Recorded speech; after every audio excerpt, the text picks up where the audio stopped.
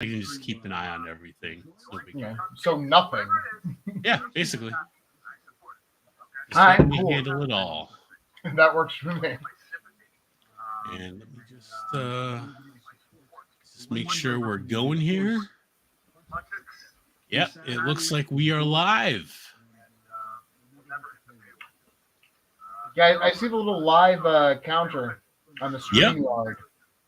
Um, we are live right now. Welcome to what's the name of our show, Doug? whatever this is, we don't know. The Welcome test run to for whatever this is going to be. the test stream for WWE Day One. Just, nobody's here. We're not talking to anyone at the moment. But if there's somebody who maybe comes in and listens to this, because I'm probably not going to delete it, we are starting up a little play-by-play action for pro wrestling here on this channel, and probably going forward with different things, different nerdy things. But for now, think of this as, you're watching pro wrestling with a couple of your buds, because the ones that you have now either don't like pro wrestling, or I don't know, you're probably too afraid to ask your friends to watch it with you because it's embarrassing nowadays because it's so cringe. But yeah, That's it. That's the story of me in high school, and that was during the Attitude Era. So it was popular, but I didn't want people I know knowing that I watched wrestling. Yeah, I can understand that. I mean, I wouldn't like talk about it. None of my friends were into it. I wouldn't talk about it with any of them. But every Monday night, I knew where I was going to be. Oh yeah, I think that was a lot of people. I got pop-ups coming on because of this website. I can see that, and I did find friends eventually who did like it, and we went to live shows together and stuff like that. But that was kind of like an auxiliary friend group were my wrestling friends. Now, the group that we're doing fantasy football with, those are some of the guys that you did pro wrestling with, right? Really just Richard. Oh no, Eric. Eric wrestled with us too, but very briefly. Right there. Eric started training with me, and he was good. He was always like a good athlete. He played football all through high school and college. Big guy, but he makes a lot more money doing what he does now than being an independent wrestler. So. Oh yeah, yeah. I can't imagine there's a lot of money in that right now. No. Yeah, I'm trying to make this go full screen, but it's not letting me. So we're gonna have to just tough it out for now. But yeah, it looks like the show is just starting up. Before it actually, we're really gonna watch it. It's 8:00, huh? Yeah, I mean it's it's on right now. We don't have to be on through the whole thing. This is just a test stream. See how long we can last before we go turn it off. Yeah. Can you hear any of the audio on your end? Yes, I can. Yeah. I actually muted it a second ago because I don't need to hear this. I get it. Okay. For some reason, I cannot hear the audio. You can't hear the audio? Oh, I can't hear the Raw audio, the WWE Raw. Oh, you're correct. I turned the audio back on, and the same thing. I can't hear the audio either. And for some reason, I'm not sure why, but let's see.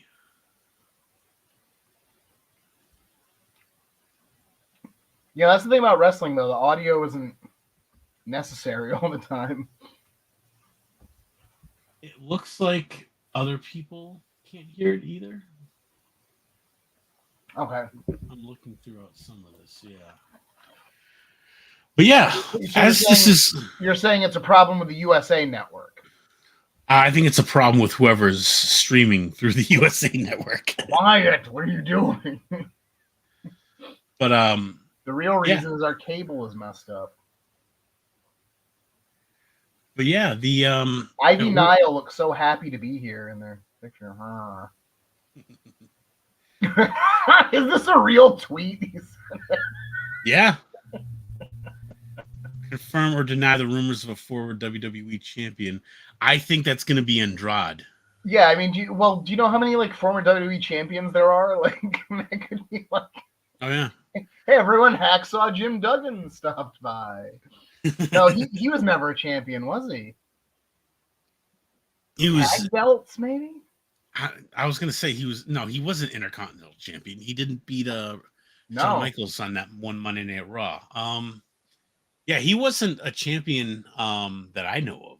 They took the Intercontinental belt seriously back then. They weren't going to give that to Jim Duggan. Oh yeah. They're like, no. If you were made in oh wait, click to unmute. Is that what that is? I am clicking. What was that? It says click to unmute. There we go. Now it is unmuted. You got audio? That is a pain in the ass.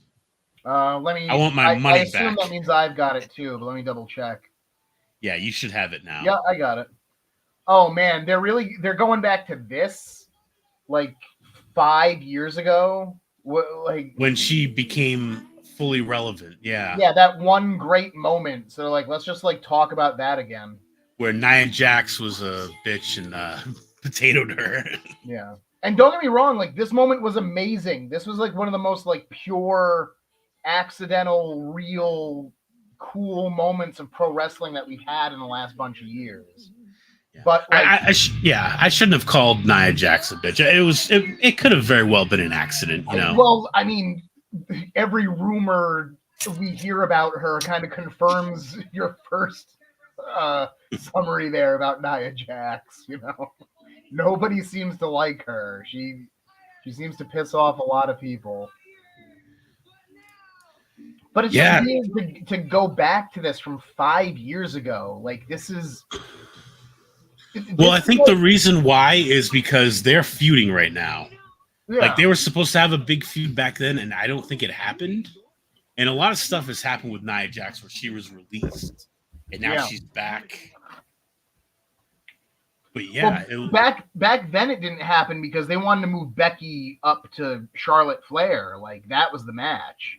Oh yeah. Like Nia Jax was supposed to be a person Becky beat to get to the top. You know. Yeah.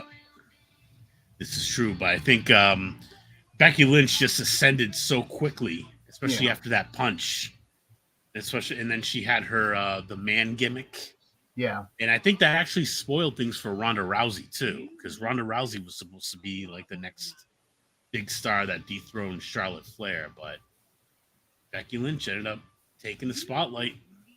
I just think the bigger point is this is a 5-year-old thing. This is the equivalent if at WrestleMania 6, you know, instead of Hulk Hogan and Warrior, you were still having like Hulk Hogan and the Iron Sheik feud with each other, you know? Like, yeah. And you and me have talked about this before, how like wrestling doesn't move forward anymore. It's like very slow.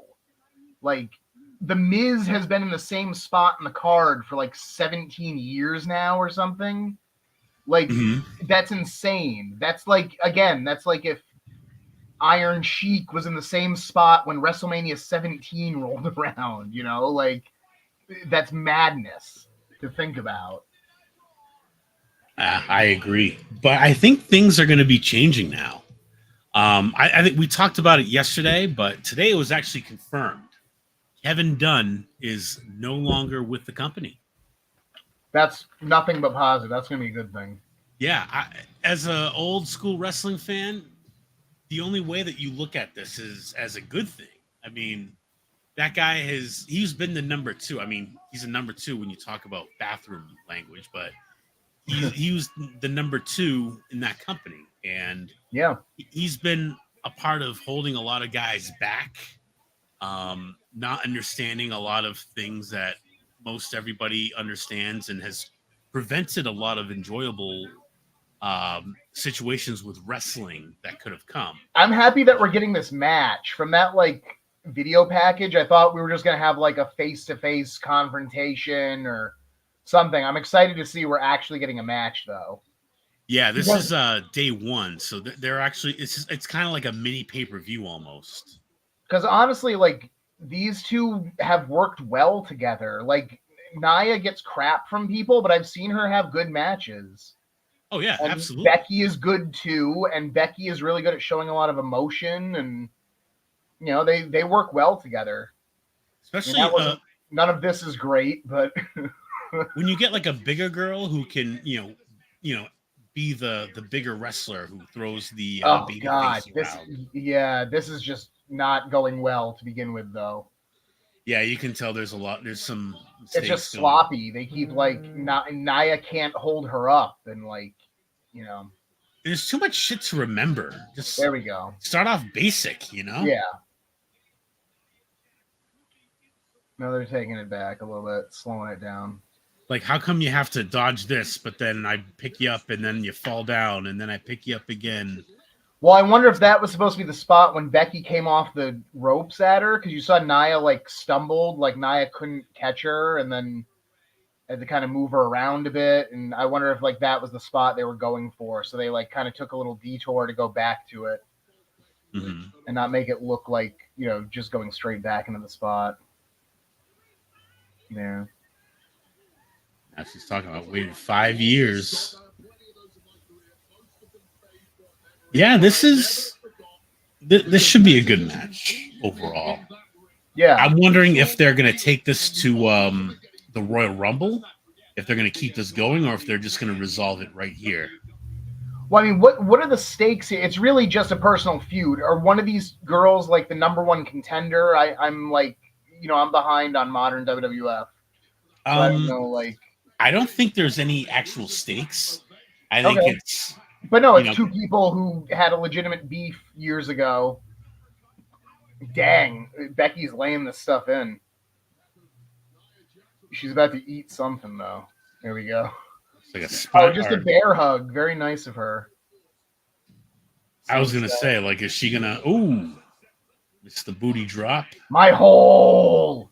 I remember when she did that, yeah. What was she thinking? Like, how was that supposed to come across? What was the positive outcome of that she envisioned? Like, everyone would laugh and clap. Like, I don't know what she wanted. It was just uncomfortable and weird.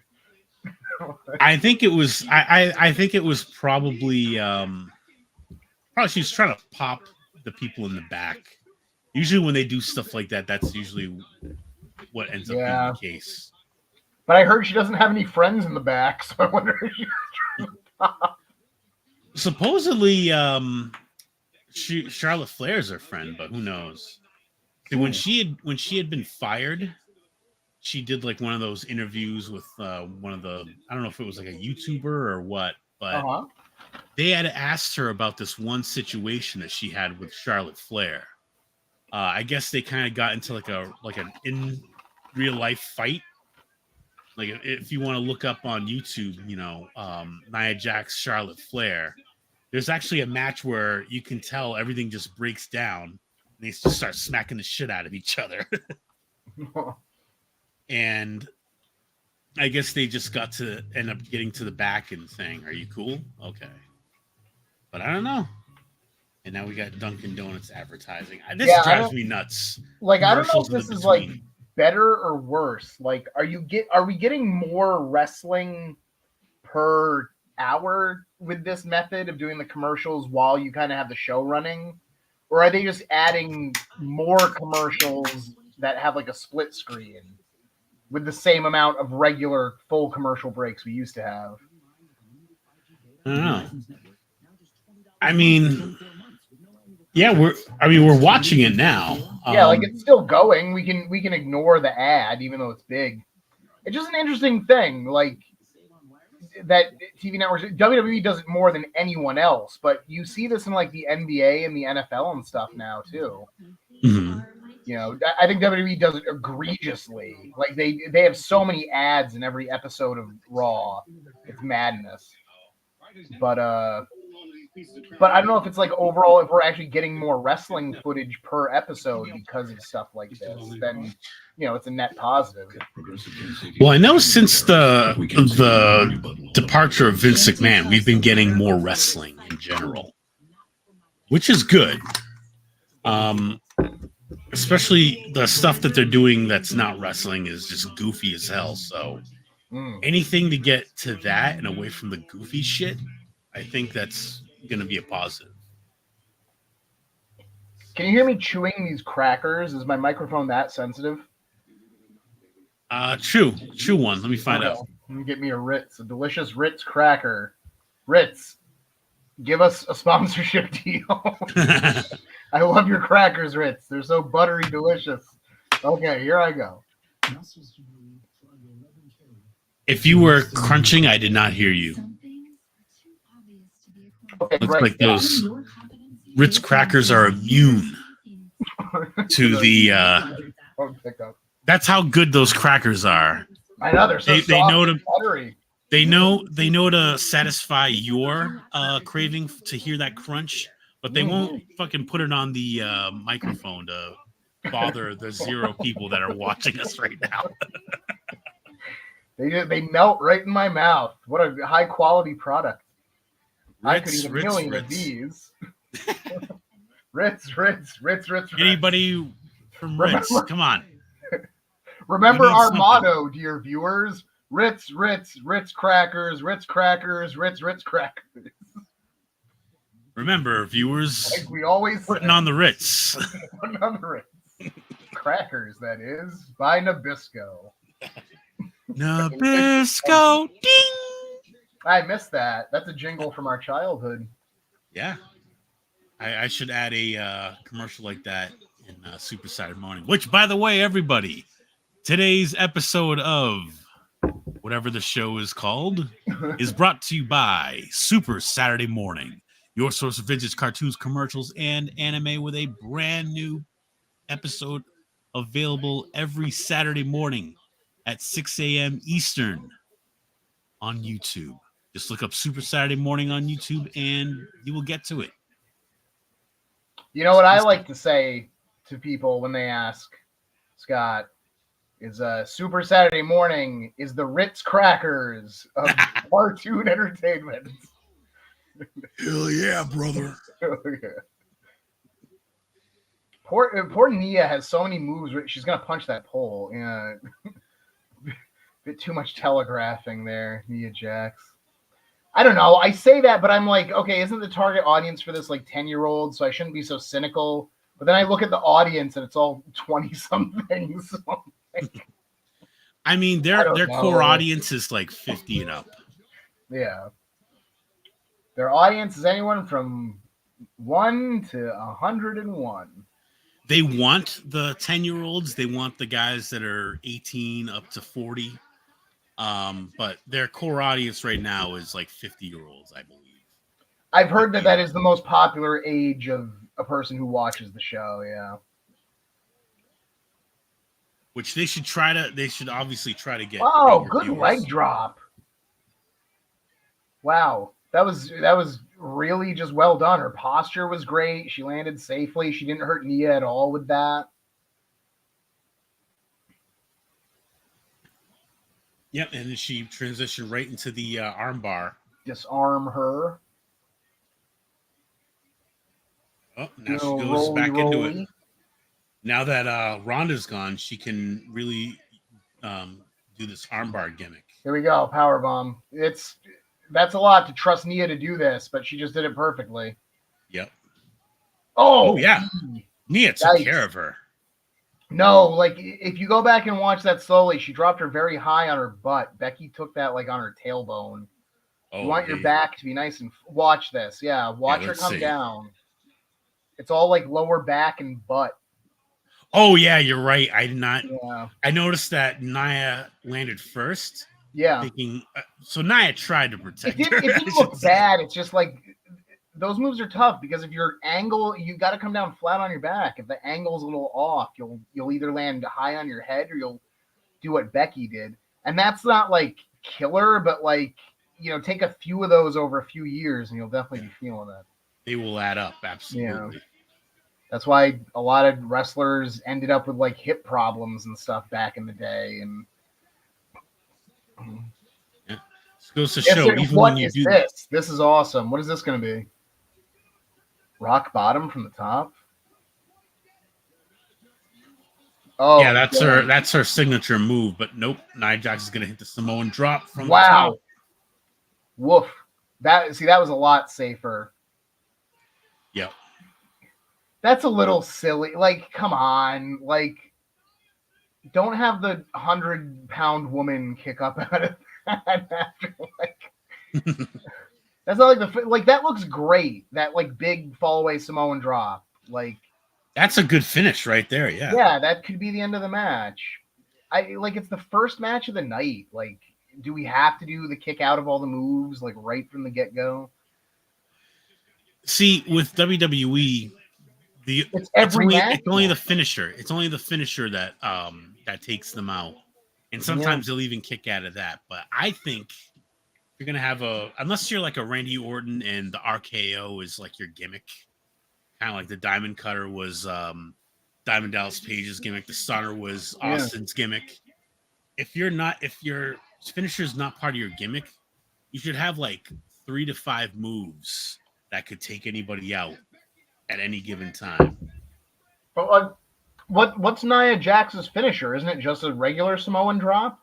I think it's the Yokozuna Banzai drop, but I don't remember. That's See, I gotta get a lot more familiar with yeah, me too.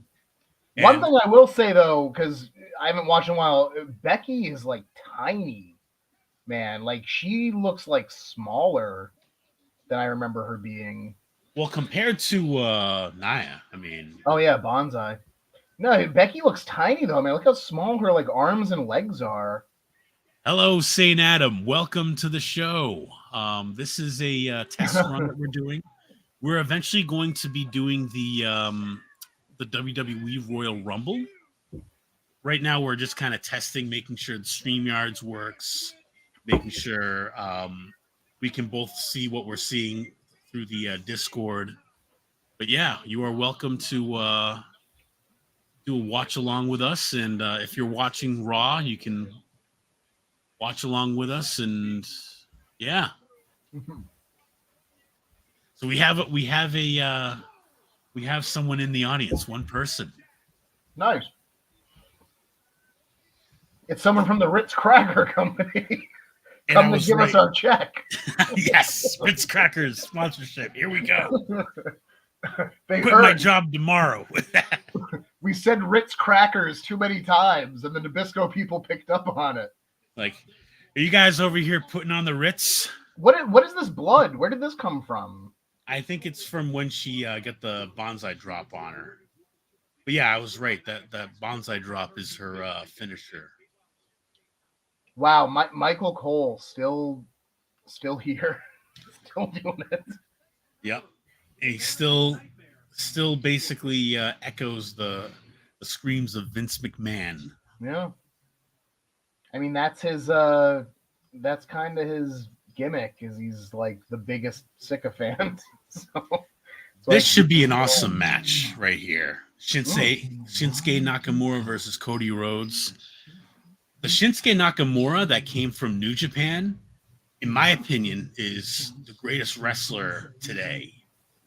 This guy that they have in the WWE hasn't been as good, but you can kind of see the remnants of that awesome wrestler from back in New Japan. But he's been kind of put through the WWE developmental ringer. And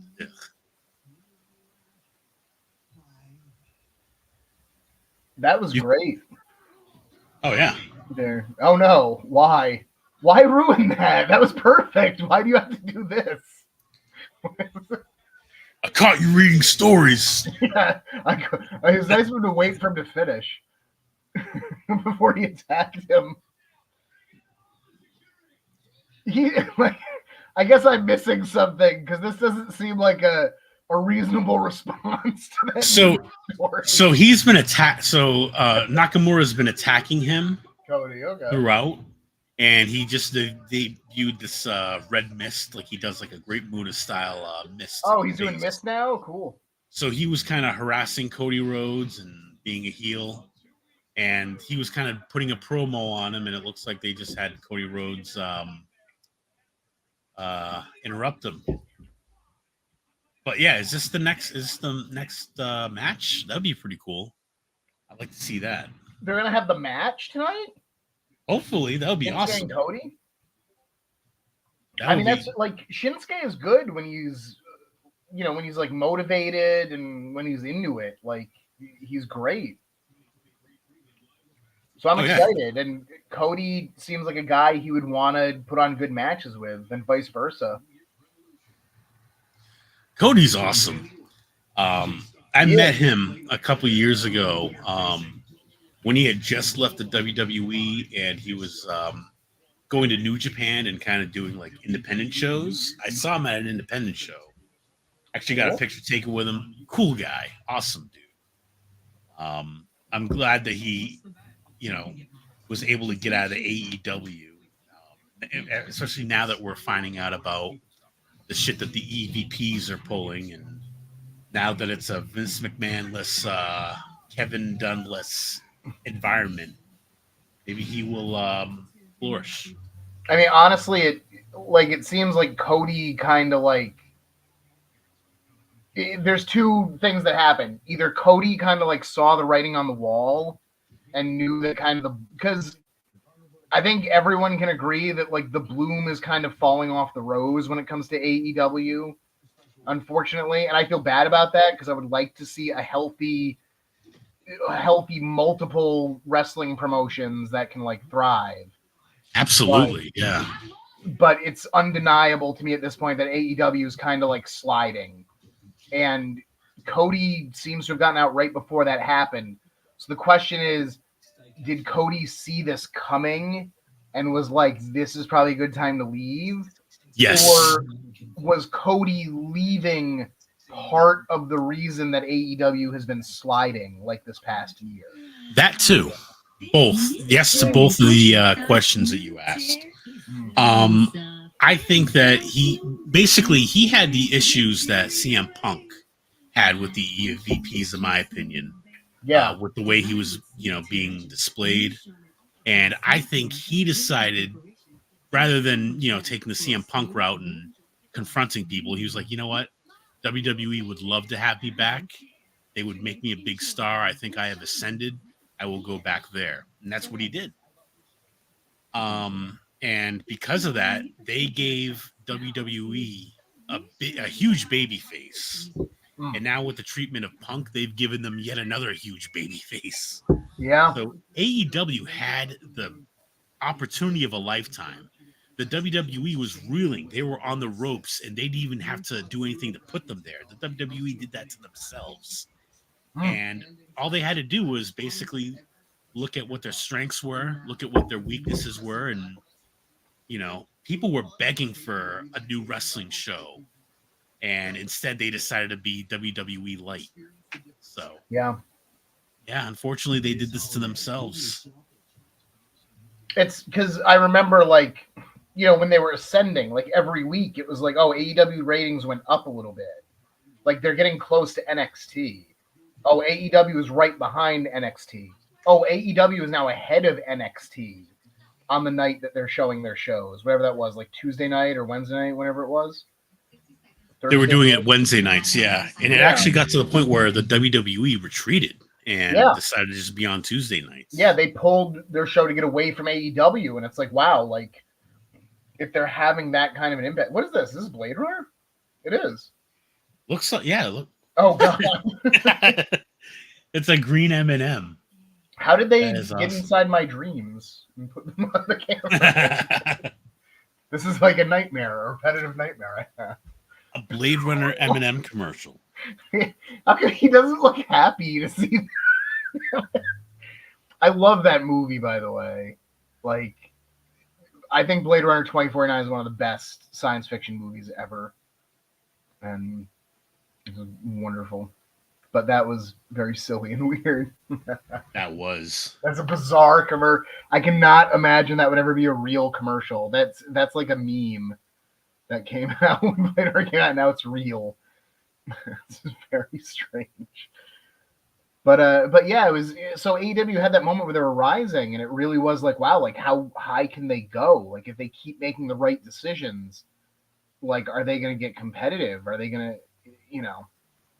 And then Oh, yeah. unfortunately, they just kind of started like messing up. Like they would make bad decision after bad decision, and unfortunately, they kind of lost a lot of that steam. They might be able to get it back, but that's always going to be tough to do in the wrestling world. I agree. They made a good run at it though. Like they, there was a time where they were, as big a competition to WWE as they've had in a long time. Unfortunately, it was just a very, very small moment when that happened. So I'm trying to get the stream back up. I'm not sure what's going on here. Yeah, it looks like something happened. Let's see. Maybe we can play it here.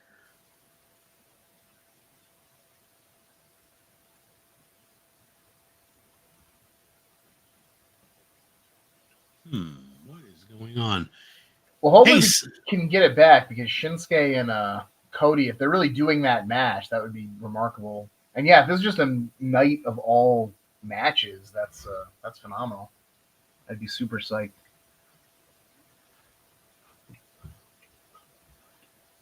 Huh. It's not coming up.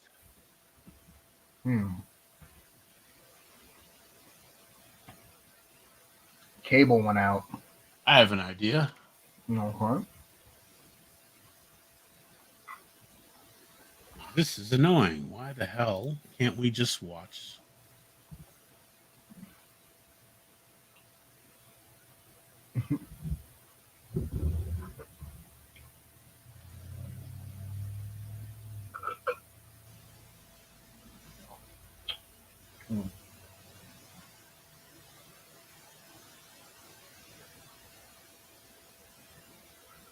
Let's see. Play now. Oh, here we go. Looks like we're just getting a promo. Cody's good though, but yeah, that segment with Shinsuke with the storybook, that was great. Very good stuff. Shinsuke is like, he's one of the best around right now, I think Shinsuke is, and has been for years.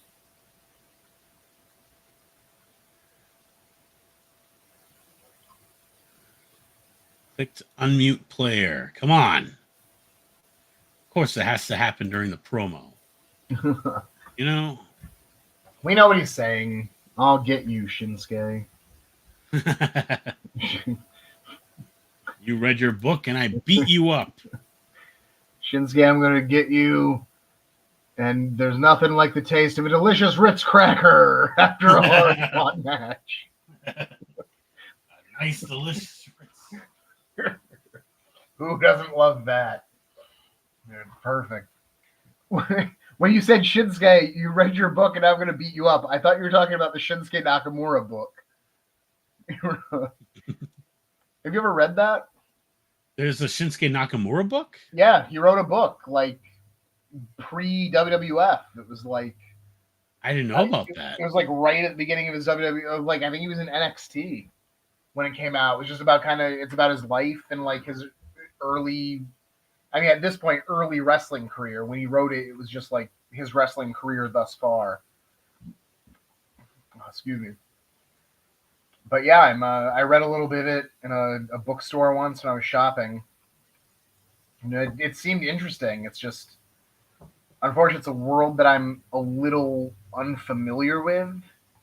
So I don't know if like the book would be as impactful to me as say like, Bret Hart's book was, or Ric Flair's book, or, Mick Foley's books, Jericho's book. A lot of good wrestling books out there. And for anyone listening, If you like wrestling books, Bret Hart's book, that's the best you can do. There, that is the absolute best wrestling book in my opinion. Oh, Shinsuke tell another poem? Yes. Yes, but we can't hear it because this is stupid. Because of pop-up ads. Yes. Because of Xfinity. Here, let's see if I can get this going. Can you see this right now? Yes, I From your can. end? USA. Okay. USA. USA. USA to the rescue, hopefully. Come on. Oh, come on. No. Yeah, it seems like this will be the tricky part. Getting the making sure the footage keeps going as we watch.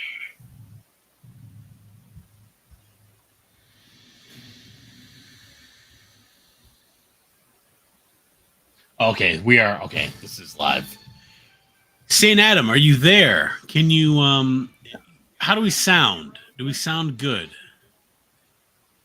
He's probably not here anymore. He's probably like, these guys are lame. These guys don't deserve a Ritz All these guys sponsorship. do is talk about Ritz crackers. What is this? Oh, he said, sounds good, man. All right. Okay, there we go. Thank you, St. Adam. Our blatant shilling of delicious Ritz crackers didn't scare him off. Because they are delicious. That's no one can argue that. They're the most And delicious. Unfortunately, we couldn't hear any of that promo because I was trying my hardest to get the stream back up. But now we can just watch it through here. I'm not sure what happened there, but Now, Scott, I don't have video anymore. I have the audio on Discord, but I don't see any video. you don't have the video? Uh-oh. No, I've got the screen that says USA Monday Night Raw. Like I can see what you're doing right there, but it's just a black screen in this player. So you can see my mouse doing. Yeah, I see your mouse right doing figure eights. I see the USA logo in the upper left. I see the time bar underneath. There's like just no footage in there, but you're seeing footage.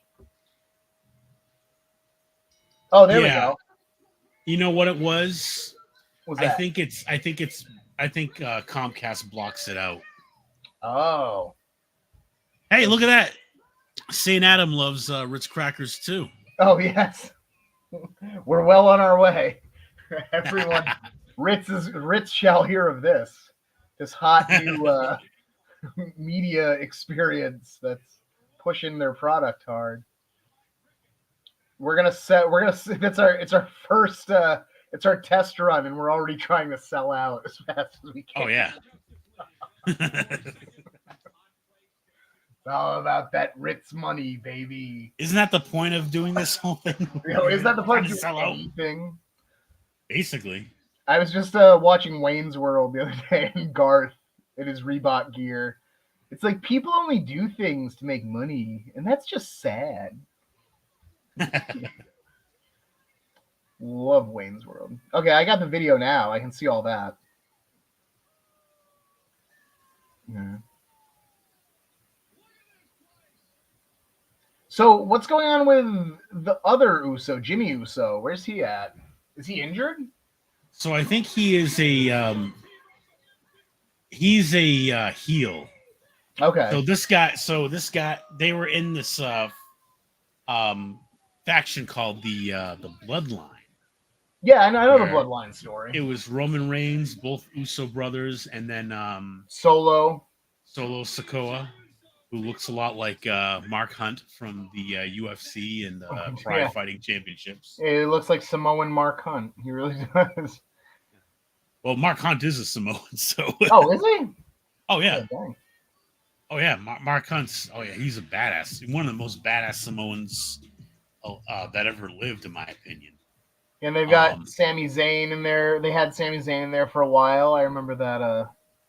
Yeah, I know the Bloodline. But is Jimmy like still actively wrestling? Like, does he like still do stuff? Or yes, I don't know if he's injured right now. I know that he's had some issues with the law and drunk driving and stuff like that. So maybe he's taking time off. Oh my god! Great league, great wrestling, was a great part of it. Big people doing great work. Wow. Great Oh my god, Invasion. great matches. That's just Fred Armisen in a wig. I know, like, I get it, AEW. I get it. It's all a big joke. He did. It's funny hiring did- Fred Armisen to be your fake company owner. So with this press conference that he did, he was he was basically saying "great" over and over and over again. No. And Jim Cornette actually watched. They had him watch this with Brian, and he made a sound every time he said "great." And I forget how many times he used the word "great," but yeah, it was a huge amount. I mean, like, I have no idea why they talk to this man so much. This is like ridiculous. They do like these post NBA game pressers, and I don't know, man. It's just odd, especially when like this is the guy who's talking more than anybody else. Like, honestly, since they started doing these, has any person had more mic time? Has any one wrestler had more mic time than Tony Khan? I don't think so. See, this is a big mistake that through the history of professional wrestling, we have seen bookers, promoters, owners of companies make, like from back in the territory days, where they get a little taste of putting themselves in front of an audience, holding a microphone, and they start going, oh, this is great. Like, we need to put this on as much as we possibly can. We need to, you know. What's with this look, too? Like, is he turning heel? Is he, like, becoming a character? Trying to get on the shows? He's always been trying to get on the shows. That's bad, man. Like, that, it never works out. Even in territory days, that didn't work out. Like, it's not working out with this modern AEW version of it. Like, once the people putting up the money start inserting themselves as part of the show, it usually goes downhill pretty hard. Yeah. Vince McMahon purposefully didn't do that for years. He played a commentator, acting like he didn't own the company. You know? He did it until, he didn't want to admit that he owned it until it got to the point where, because there was all over the news. Because there's no point in the storyline, like, especially back then when you presented it more as a sport. It's like, why, like, who cares if you're the owner? Like, what does that matter? Instead, they had figureheads like, Jack Tunney, like fake presidents and stuff like that for authority figures right there. And, like Jack Tunney and the NWA had their own with that too. But then in the Attitude Era, once Vince started doing the evil owner thing, which was great for the Attitude Era, but now like every wrestling company in the world has just been recycling that for the last like 20 years at this point, more than 20 years. Oh yeah. And it gets to the point where it's like, what's with all of these companies having evil owners? Yeah, like, every owner is always evil. And it looks to me like maybe Tony Khan is thinking about like going down that road too. Well, looks like we're not going to see CM Punk this week. What do you mean he returns? Hasn't he already returned? Oh yeah, but they're basically trying to get us. He's not on the show this week. Stay tuned for next week. Yep. They have a 3-hour show, and you can't put CM Punk on for any. Maybe, you know what though? This is a holiday. Maybe they're like being nicer to him this time around, and when he says, "Hey, I don't want to work holidays," they're like, "Yeah, okay." We don't really need to. Like, that's one thing that has gotten I give WWE a lot of crap, but that's one thing that's gotten a lot better in the last, like, in a short time, like the last 5 to 10 years, where they don't work these guys like slaves as much anymore. Like, Bret Hart was on the road like 350 days a year or something like that. Missed every holiday. Like, when he was on top of the company and being pushed hard, he missed like every holiday, every birthday, every everything. And it would be good if the WWE would, because, I hope. Listen, I don't know how deep we want to get in this. We only have one viewer right now, so this is the show to test this out. I hope our viewers know it's all fake. So, what? What do you mean it's fake? But the advantage of having a fake sport instead of a real sport is you can like stagger guys' days off. You can give them time where they get to be home with their family for a while. And like as long as you keep paying them, which I think the new WWE model is that stuff, like that's good for them. Because I mean, back in the day and for a really long time, they got paid per appearance. Like, and if you were off TV and you were off the road, the money stopped coming in. Yeah, if you weren't working, you weren't getting paid. Yeah, unless you were getting residuals for merchandise sales, video sales, DVD sales, stuff like that. But it's not the same. So I don't know. It seems to me to make the best wrestling promotion possible, the strategy would be to stagger guys' time off so they can take vacations and be with their families and stuff. And you'll find guys who want to work on these days too. Like young guys would be like, absolutely, like I'll be on the New Year's show, I'll be on the Christmas show. It's like, hell yeah, I want my family to be gathered around the TV watching me kick ass or get my ass kicked on TV. But for guys like CM Punk, CM Punk loves wrestling, and CM Punk is a student of wrestling, but it's not his obsession. He's not like giving up his family and his life so he can, be a wrestler. And I applaud him for that. That's what everyone should do with every job. Don't let your job become your identity. And he likes being with people and taking time off for holidays and stuff like that. So if that's what they're doing, that's good. But I'm assuming a lot with this. I kind of created a scenario that might not even exist. No, that's what's happening. Up until a couple of years ago, if Raw fell on Christmas Day, they were going to be working that Raw. They were there on Christmas Day doing a live episode of Raw. Although they also would do taped episodes of Raws on some Christmases as well. Yeah. And I think that the Survivor Series used to be on Thanksgiving? Yeah. Or was it always the Thanksgiving tradition? So yeah, it's since Vince left, they've basically been understanding like, people want to be with their families on Christmas. They'll be with their families. And they also Triple H also talked about, people wanting to be with, if there's ever like a birth of their child, they want you to be there for your family. Yeah. When the birth happens. Good. So, because I mean, these are the reasons that like CM Punk left, like in the beginning, like because he wasn't getting that kind of flexibility after all he had done for them.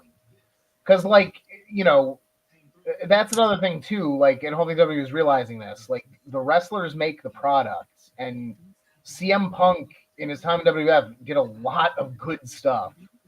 Like a lot of good matches, a lot of good angles. He got a lot of people over the Nexus, the Shield, like all these guys who were attached to CM Punk when he was at one point or another. I would be upset too if they wouldn't meet me halfway after what I had done for them. Especially on the stuff when he was like working hurt and working sick and stuff like that. So it's good that the wrestling business does seem to have gotten a little less cutthroat in those regards. Yeah. Well, Vince McMahon, he would expect his wrestlers to work just as hard as he did and just as long as he did. And Vince McMahon loved to just work. He was a workaholic. Yeah. So it sucks when you have a boss that has that kind of, attitude towards work. Yeah. And that kind of attitude towards his employees. That's also very foolish for a boss to do too, because there's a big difference between like, okay, if you're working like Vince McMahon works and you're making $1 billion a year, that's awesome. If you're working like Vince McMahon works and you're making $50,000 a year, you're a sucker. Yep, absolutely. So Vince can do it because he's getting that payoff, and good for him. That's fine. But like, you can't expect a guy who's making 5% of what you make to put in the 100% effort that you put in. Yeah, at that point, he's the pimp and you're the hoe. That's as basic as it gets. How do you feel about like anything but this match, because Imperium is super boring? I was gonna ask, like, what are your thoughts on the Imperium? They're like, I think Gunther is really cool. I think his like just tag team cronies are very generic and boring, and their job is to be, his backup. And when he's not around, I think it's very boring to watch. Yeah, it looks like they're trying to. It looks like they're trying to break this tag team up. Yeah. But They're not Gunther, like awful by any regard. Like they haven't messed anything up. Everything they're doing is like crisp and clean. That double team move they did a minute ago, when they had Kofi in the Tree of Woe, and one ran from the outside, one ran from the corner on the inside, and they like drop kicked him hanging there. That was beautiful looking. But the fact remains, these guys are like, Gunther isn't super exciting to begin with, and these guys are like toned down versions of him.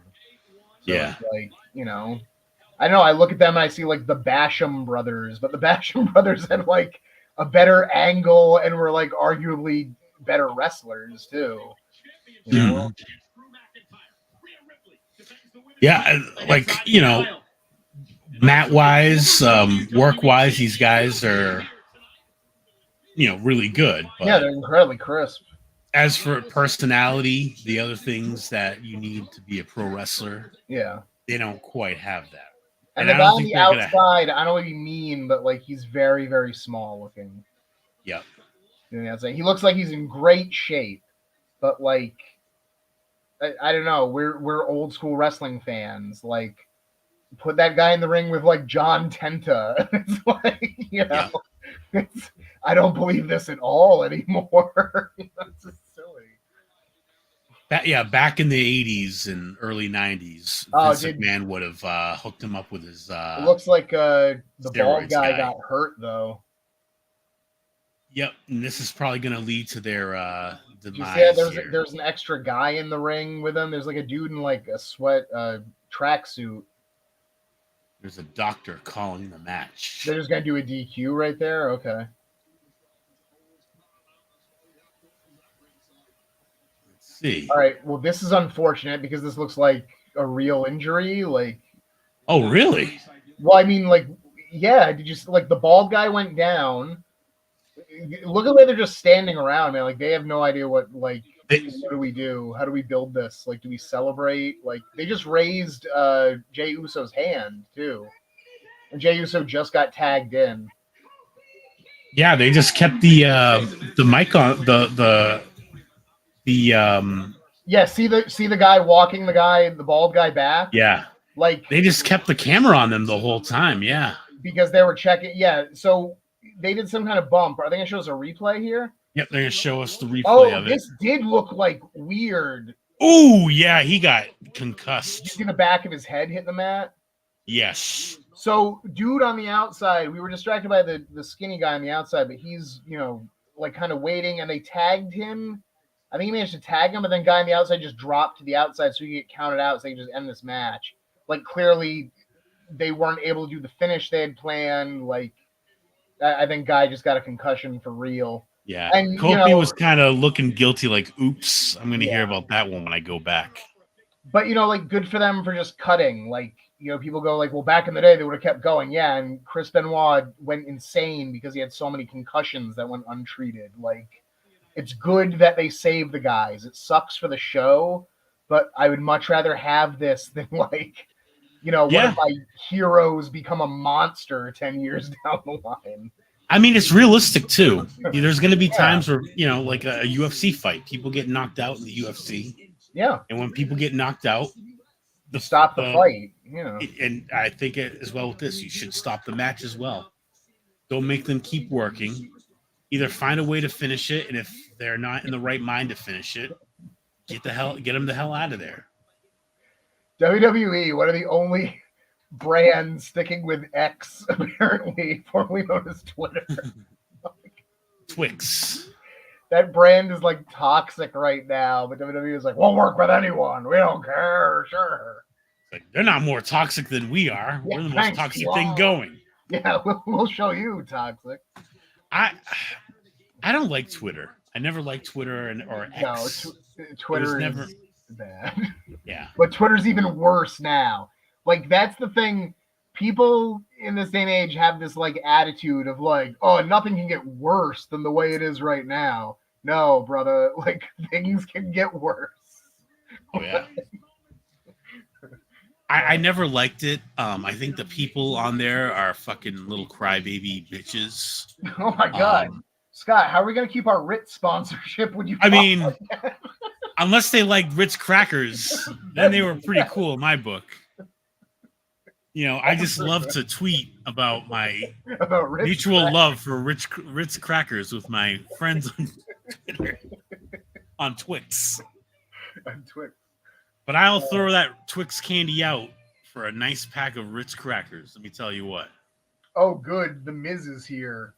What year is this? Is it 2005? Is it Yes. 2009? Is it 2014? Is it 2018? You don't know. It's just the same thing for 20 years. Yeah, this guy. Oh, whoa! Did you see what Saint Adam just said? He said, "Geez, I tweeted out this stream and tagged Ritz earlier. You guys." Oh no! Whoops! Ignore Well, all that good. stuff we said about Twitter. Listen, that's not a bad thing. We might, you know, No. they might see this and go, "Hey, we want to get on the ground floor." Clearly, these guys have a real love of Ritz crackers. We believe in you. Here's a big check. Oh, thanks, Ritz. We you know, the wave isn't happening now, but we're getting ready to we're anticipating this wave. We want to be the first surfer on their board, riding the Pro One wave, brother. Where can I see this on YouTube? Where is it? What do I search? So just go to my channel, Pro-1. I got 33 subscribers, and Saint Adam is the only person in our chat. I think I'm on it. Oh no, wait, yeah. Pro. So yeah, there's a here. I can actually link the video. Holy cow! I might not be subscribed to you on YouTube. What? Yeah. Sorry about that. Sacrilege. Let's see. Live. I mean, you put Pro 1 and a lot of things come up. Oh yeah, yeah. There's some stupid like instrument or something like that. Yes, there's that, and it also goes to just a bunch of like professional sports and stuff. How do I search for like a creator instead of a video? I just linked it through Discord. Oh, okay. Thank you. That should make things easier for me. Which Saint Adam, if you would like to join the Discord, I will have links coming up probably next week. I'm still trying to figure everything out. I'm gonna start to do more on Discord, and yeah, it's gonna be a good time. Oh, there we are. Yeah, Saint Adam is trying to get us that Ritz sponsorship. I should have the stream and tag Ritz. That's so awesome. Oh, man. There he is. How do we like give a comment a like? I'm just gonna put a heart in the comment right there. Excited about that. That's excellent. That's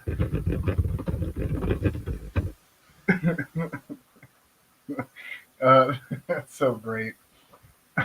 Let's tag Ritz. I love that. I love the internet. I love that like things like this happen. It's so cool. All right. How do I get back to the screen? Oh, whoops. There we go. Just popped in and out of it right there. All right. Still commercial, or am I doing something wrong? Or are we still in commercial? Oh, we're still in commercials, yeah. You know how the WWE is. They are. Well, we said earlier in the stream, like I can't think of any show I've ever seen on television that does as many commercials as WWE does.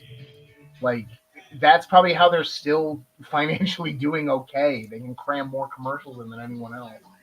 Oh yeah, and they're able to convince USA to spend a ridiculous amount of money on their programs. Well, it is a 3-hour weekly block of live programming that apparently, like, you know, the return on investment must be good because networks keep signing up for it. So, like, financially, I'm sure it makes sense. I'm sure the WWE has a very good business model that makes the people who partner with them money, or else so many people wouldn't be wanting to partner with them. But it's, yeah, it is.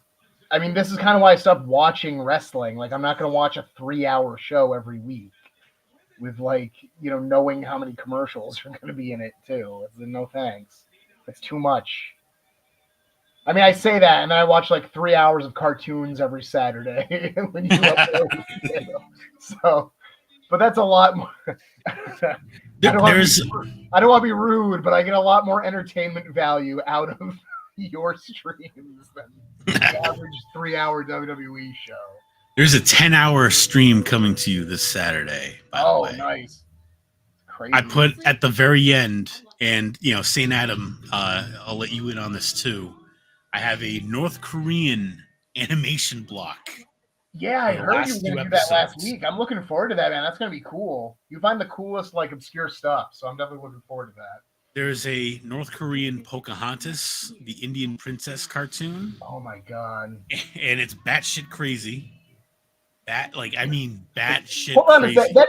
That thing they just showed of this girl doing her CrossFit workout, where she was doing, like, a press on that guy's arm was impressive.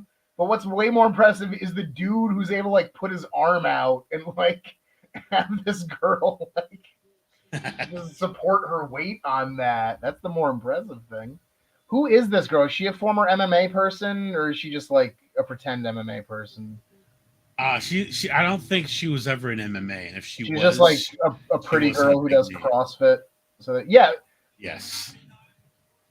A pretty girl who. Oh no! Wait, is she with Alpha Academy? Is she with those she's with guys? the Diamond Mine people there? Okay, yeah. So she's just like a baby face that a lot of the other baby faces like. Yes, and she's facing Rhea Ripley, who she's a heel, but a lot of people like her. Yeah, people like her because she's like no offense, but what Ivy Nile.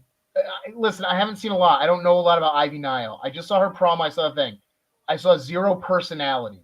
I saw zero charisma. I saw a person who looks good and is dedicated to working out, and good for them. But that's not what wrestling is. Yeah. There's a reason the Ultimate Warrior flopped immediately when he got to the top. Right there. And he had personality. So that's even a bad example. It's like... I have to ask this question. Yeah. Were they playing the Miz's theme song the whole time? The whole time. Oh my God. There and think about that, how long that commercial break was too. Yeah, it wasn't even a commercial break. Then they did a whole promo package for Rhea Ripley and Ivy Nile. But anyway, I was going to say, I can understand why people like Rhea Ripley because she at least looks unique. She looks different. She's sometimes good. Like, when she's focused, she's really good. The thing I have with Rhea Ripley is, like, and we'll see it now because he's about to do a promo with all of them. Watch Rhea Ripley. It looks like she's always about to, like, laugh. Like, she looks like Jimmy Fallon. Like, she can't, like, maintain character. It's just odd. Oh, God, Judgment Day. These guys are, like, everywhere. This is, like, their top, like... stable right now. These guys are on everything, aren't they? Basically, yeah. It's crazy. Finn Balor doing the heavy lifting, man. Like, get on my back, stable. Oh, now they have this gimmick here where they bring in it used to be Ron Killings, R-Truth. Oh, nice. Where so he technically is in the Judgment Day, even though he's like a baby face. Yeah. Because he's like very like his gimmick is that he's this clueless guy who's always funny. He's doing Gold Dust joining the WWE NWO. Yeah. And so like 1 week they told him he was in the they joked that he wasn't in the stable and they beat him up. Yeah. And then the next week he comes out when they're all, he goes, "Oh, I get it. This is a gang initiation. You beat me in." Yeah. And so one guy who did not like him in the group said, basically, I'm going to defeat you. And when I do, that means you will never join. But then he says, okay, if I win, then you're out of the group and I'm in. And he won. So who was the match with? He was a guy that just came from NXT. I can't remember. There's so many. Oh, so it wasn't like, because when I think of Judgment Day, I only think of the 4 people on his shirt. And it used to be Edge. So it was a long time ago now. Yeah, Have you seen those? I saw those pictures of R-Truth with Tupac pop up again recently. Like, dang. he's been around for so long. Yeah, he's like 60 years old. Oh yeah, So like he's not that old, but I think he's 50. he's pushing 50 if he's not already there. Like when we were young, he was like starting to get into it. Yeah. And then even before that, like, have you ever seen those pictures of him with Tupac and I think it's Nas is the other one he's with? Like, he's a full-grown man when those were taken, and that's like, 93, like 92, around that time. When did And Tupac he's die? 96. Really? It was that late? I thought he was earlier than that. I think it was 96. Let me double check. Okay, you look it up. I was about to look it up, but you look it up. I will be the Oh, is that the guy on the left who came from NXT? Who we lost? Yep, that's the guy. Yeah. The guy who's on the mic right now.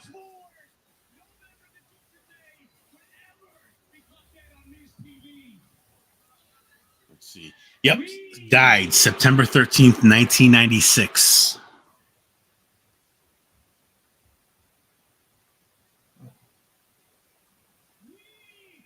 Cause of death, murder. 1996. That's crazy. And then in 1997 in March, that's when Biggie was hit. Yeah. What month was it for Tupac? You said October 96? Tupac, he died in September of 96. September, and then Biggie was March of 97. Yes, correct. That's crazy. I don't think it's a coincidence either. Did you see the Epstein flight logs are coming out? Yes, I heard that Bill Clinton is going to be referenced as a John Doe guy. Yeah, they're saying he's going to be on there. I cannot wait to see that list. Apparently, I mean, it's already kind of some of the stuff is leaking out because January 1st was supposed to go, and apparently they got Trump on there 7 times, including in 1994, which aligns with a lawsuit. Yeah, that's all really dark stuff. So I'm sorry I brought it up. It just crossed my feed for a second because Judgment Day was on, and I had to. I can't. Saint Adam, thank you for coming out. I'm glad that you caught us and was able to give us some feedback. Thanks for spreading the good word to Ritz. Yeah. And you have a good evening as well. We'll see you on Saturday. Yeah, thanks so much, man. You're a cool guy. Thanks for coming by. But yeah, I'm gonna be very. I was wondering what was taking the list so long to come out, but yeah. Yeah, but apparently we're gonna be getting it fairly soon here, which is pretty cool. Oh my God, Saint Adam says I don't even watch wrestling. That's cool. He's one of the guys who was watching Super Saturday Morning with us. Saturday Morning, yeah. So he just knows you produce high quality content, is what it is. Like I appreciate that. I am a big fan of Super Saturday Morning, and I am, for anyone listening, I'm not involved in the production or creation of Super Saturday Morning at all. I'm just a fan. I think it's great. I love old cartoons. I love watching funny old commercials and not current depressing commercials. Like I love Super Saturday Morning.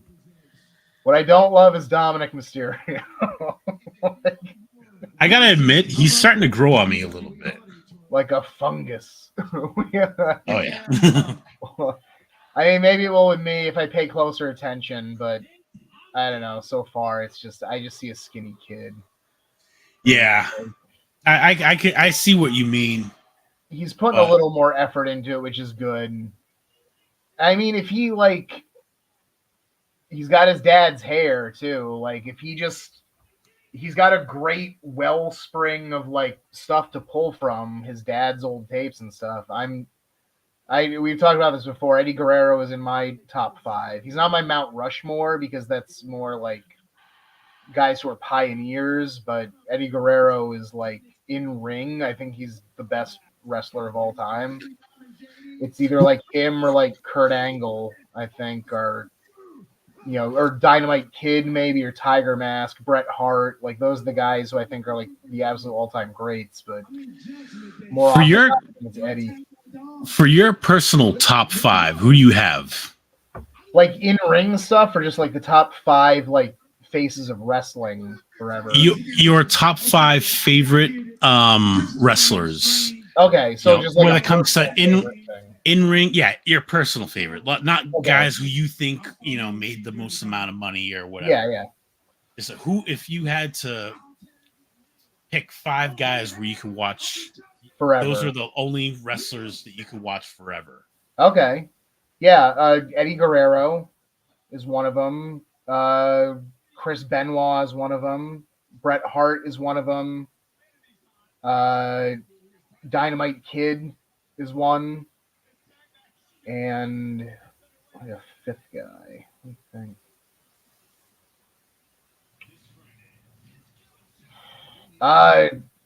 So for my wild card pick, probably Mick Foley. Mick Foley. Mick Foley has like so many great moments in his career, like all over it. ECW, WCW, Japan, WWE, of course. Like he did so many. He has like, if you go down Mick Foley's like entire catalog, his entire discography, like he is low key like one of the most important wrestlers ever. Like he's so good. And yeah, and then I might take like Benoit off the list. Benoit is probably ranked below Foley because I already have Dynamite Kid on the list, and Dynamite Kid just did what Benoit did. So I have I actually have a top 30 that I came up with. Dang. Yeah, I remember you mentioned that a while ago. Well, who are the top 5 on your 30? Top 5, and the top 5, yeah, a few of them can kind of be, ranked higher than others.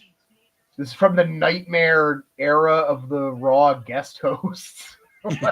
Oh, God, that was such a horrible era. Hey, listen, it was a horrible era, but at the time, wrestling, I don't like to use the term marks, but wrestling marks, like WWE marks in particular, still defended it. We're still like, oh, it was so funny when McGruber was on, and it was so, like, there are just people who, no matter what the WWE does, they will insist that it's good.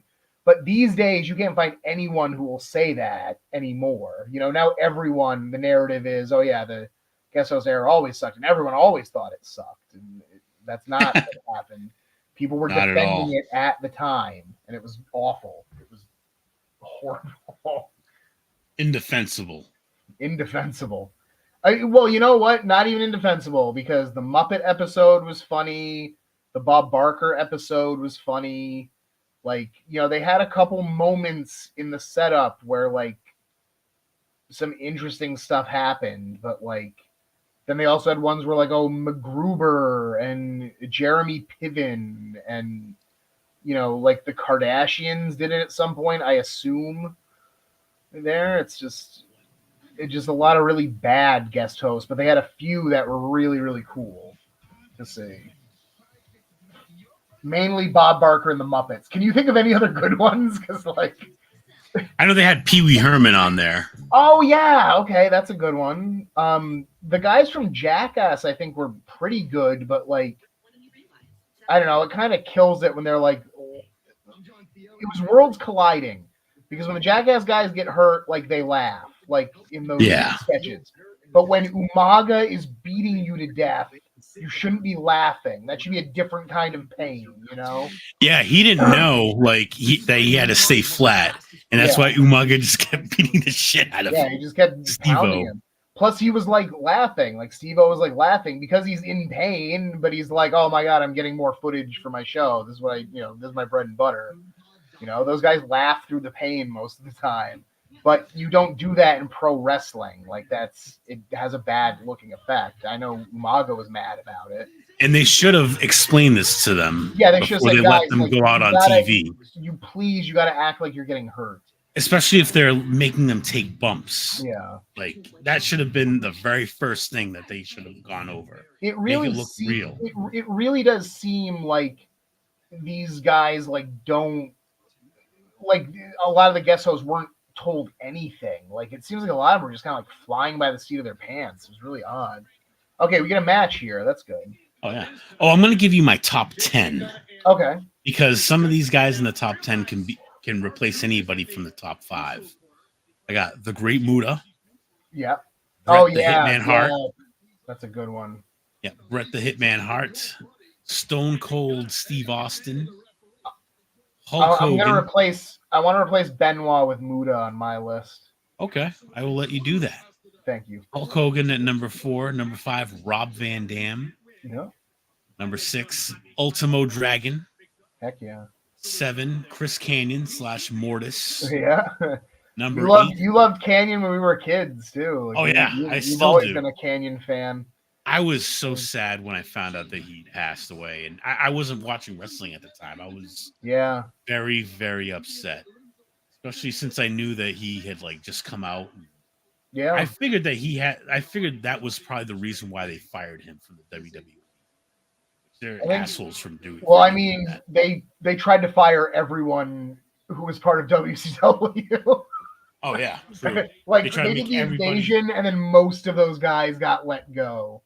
Just so they can be like, see, we were the best the whole time. Yeah, and they took the cream of the crop though. They kept Booker T. He became a regular WWE guy. They kept Rob Van Dam around. Like Vince had a good eye. Like, what was that? Even Booker T had to go through hell though. Yeah, they definitely didn't make him look great when he was there at the start. Yeah. Like they had The Rock come out and say, "Who are you?" Yeah, and it's just like, okay, now you've completely made him irrelevant, and he had to work hard to overcome that. But when you compare it to like a lot of the other guys who were brought in for the invasion, like Sean Stasiak, like they made the right move getting rid of him. Like I'm trying to think of who. He went to the wrong corner. You dope. I don't know. Like Chronic. Like Chronic was great, but I mean that gimmick that didn't have a lot of life left in it. I think it was a bad idea for them to get rid of them too. Even though, well, they named them after weed smoke. Yeah. And then they give them the same gimmick as the acolytes. Yeah. Alkali Protection Agency. So they gave them like that same gimmick, but they're all smoking weed. Like I don't know. But they didn't really show them smoking weed.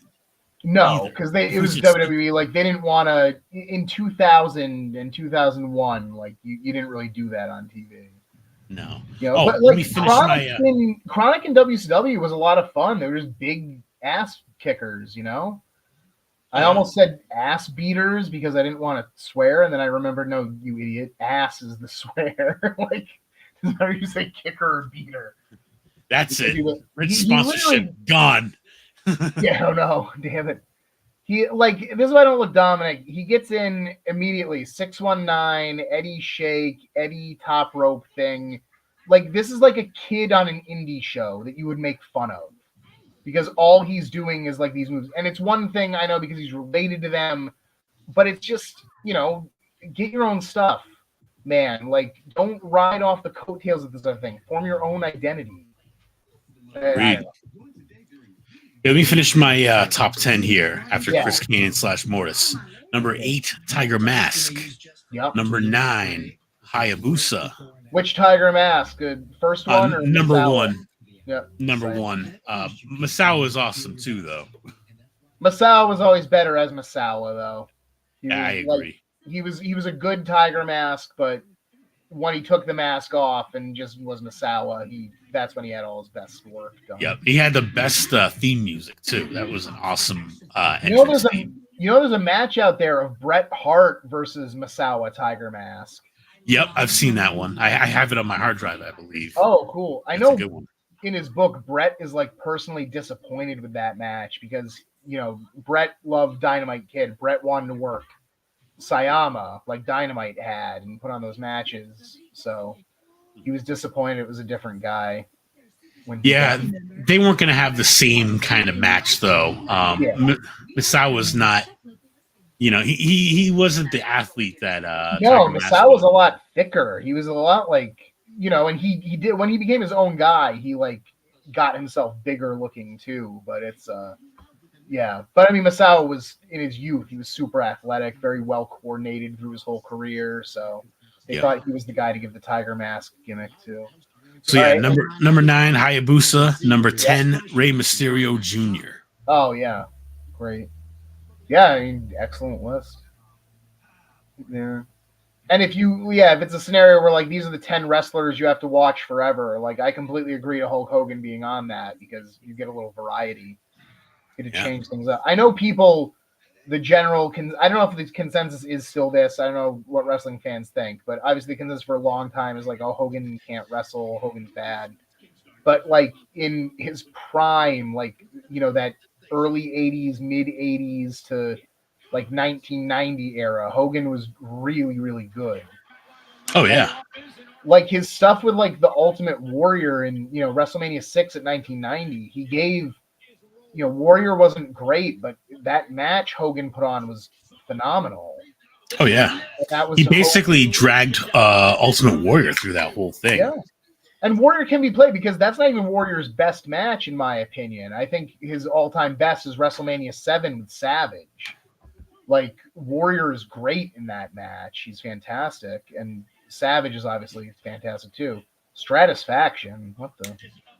Of course. Why not? Why not, Miz? You stole Ric Flair's figure 4. Steal the Stratisfaction, too. There. Boop. Yeah. Oh my God! I forgot his name. Who's the? I had a joke and I blew it. Who's the? Which guy? Drew McIntyre. Drew McIntyre. Yeah. I was gonna say, man, Drew McIntyre really got small looking at this guy. But in my head, I was about to say, wow, Seth MacFarlane really gets small. Like, that's not the wrestler. That's the guy that's Family Guy. So going back to Hulk Hogan. Yeah. He was. Like his stuff in the United States in the WWE, like he was wrestling as a big guy. Yeah. And they had that WWE style where not just as a big guy, he was also wrestling as like a cartoon superhero. Yeah. But basically you were basically over exaggerating certain movements, and that was like supposed to be the big thing, is you looking strong.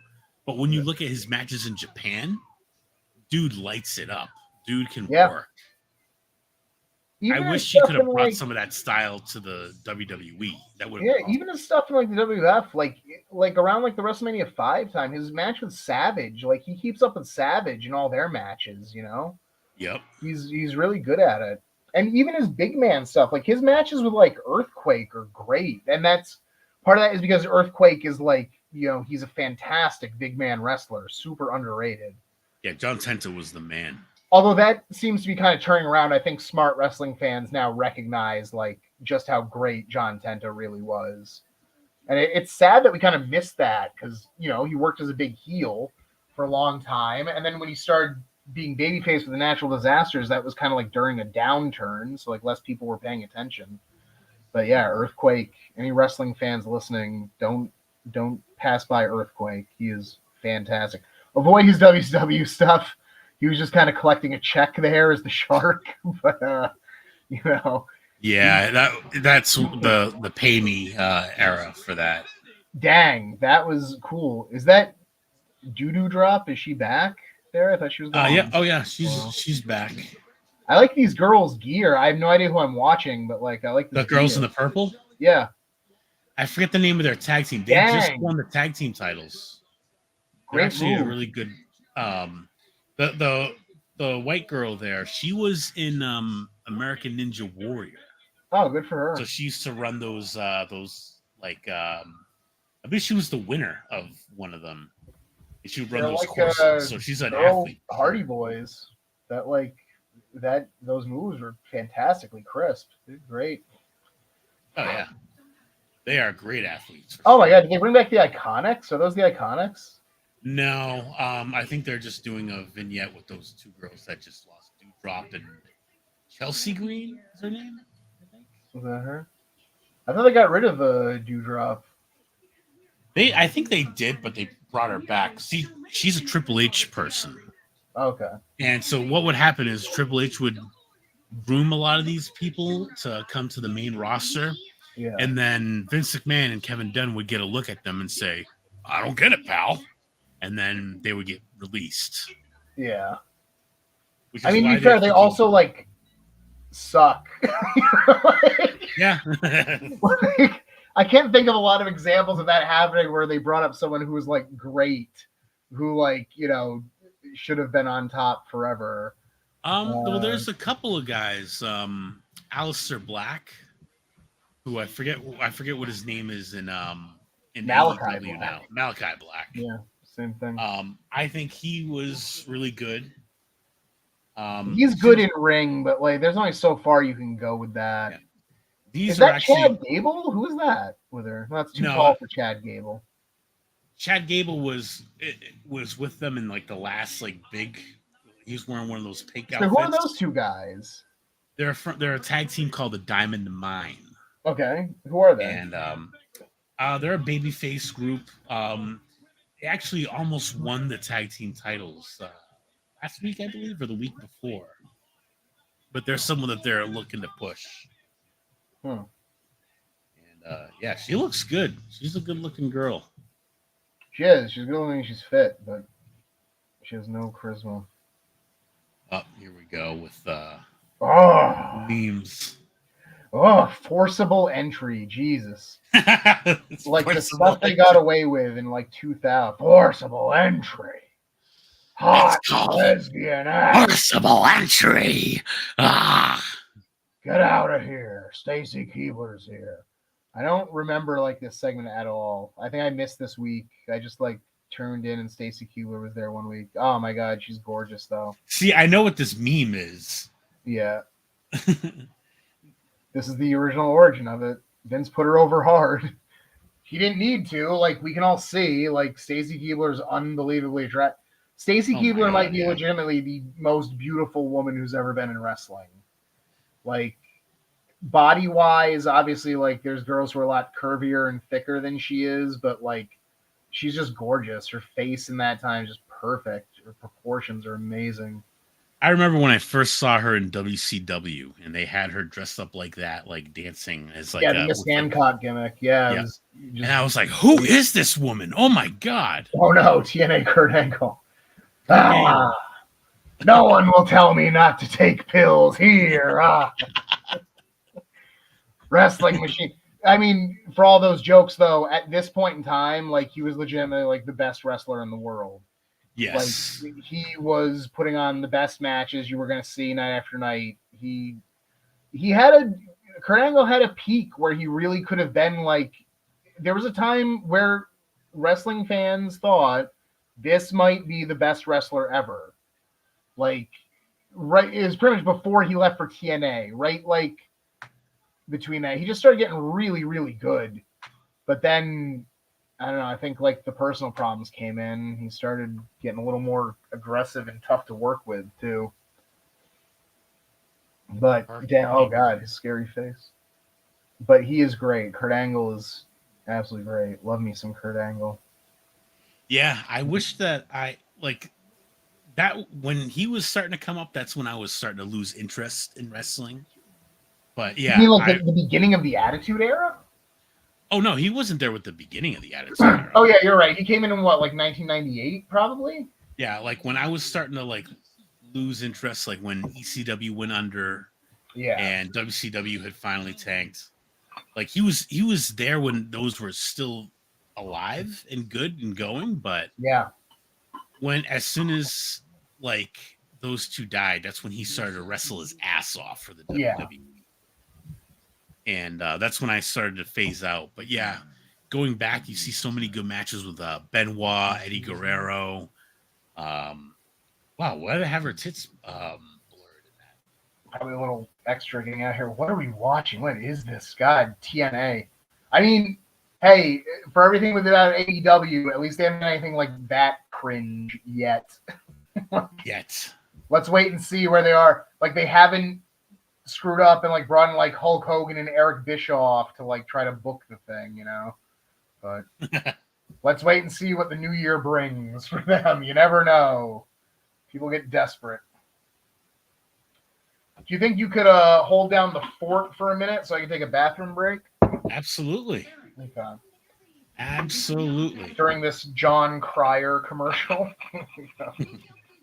Look at something else. Yeah, definitely. All right, man. I'll be right back.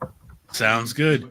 But yeah, this stream is brought to you by Super Saturday Morning, your source of vintage cartoons, commercials, and anime with a brand new broadcasting premiering live every Saturday morning at 6 a.m. Eastern on YouTube. Just search for Super Saturday Morning on YouTube and you will find it. And if Ritz Crackers wants to give us a sponsorship, I know we've had only one viewer, but hey, we could have sold a lot of Ritz Crackers to that guy. Let me tell you, we could have had him eating Ritz Crackers out of our palm. But yeah, Ritz Crackers, if you're listening, give us a sponsorship. Hook us up, and we will sell a lot of Ritz Crackers for you. And yeah, so right now we are watching Ivy Nile. Looks like her theme music is still on. She is nervously waiting in the corner for Rhea Ripley.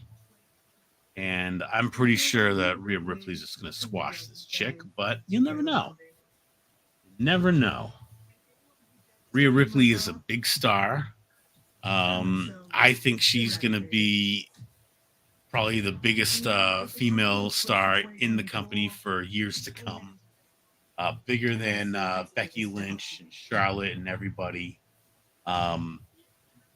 She is just getting so much attention from the mainstream right now. And you can see why if anybody's watching. But yeah, we are still waiting for Doug to get back from the bathroom. And I have... whoa. That is her theme music. So it looks like she's coming out. She's going to have a different getup than what she normally wears. Now it looks about the same.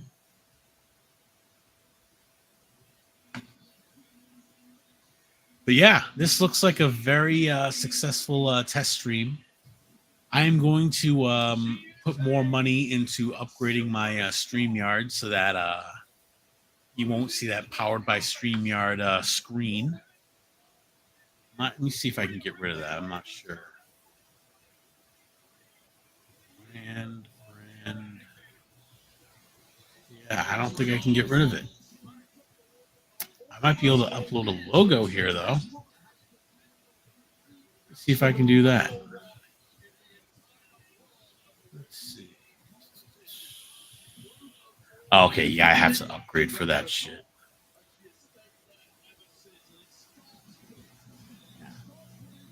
She is a good-looking woman, let me tell you.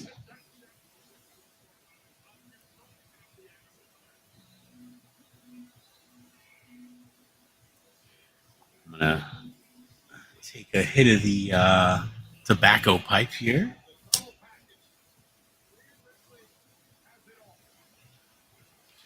It is wonderful tobacco, legal tobacco.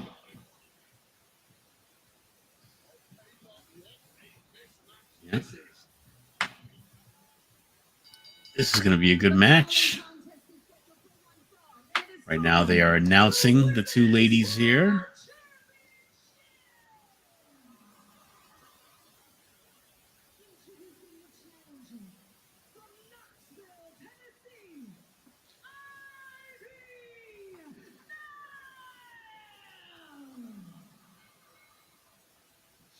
So she's supposed to be the baby face, but didn't sound like she was getting a lot of applause. Let's hear what Rhea Ripley's see.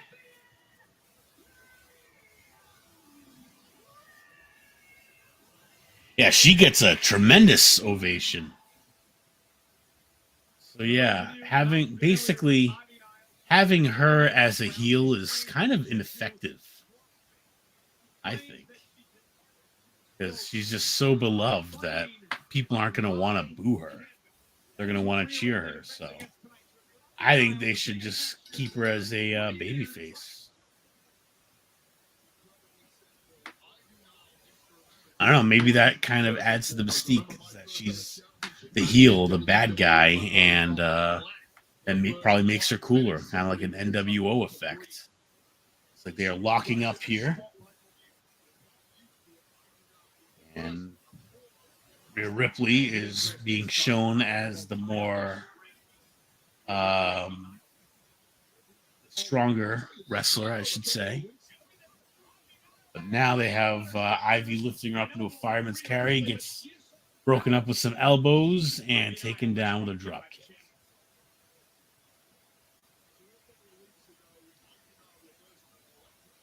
So it looks like they're going to try to work Rhea Ripley as the stronger one, but they're also, they messed up there. They're probably going to have Ivy show some surprising strength here and there. Had a little bit of a mess up there, but looks like they're working on their timing there. To the corner. Forearm. Ivy gets to the top rope. Top turnbuckle. Flying cross body, and that's going to be a 2 count. No, just a 1 count. She ducks the clothesline only to get kicked to the face.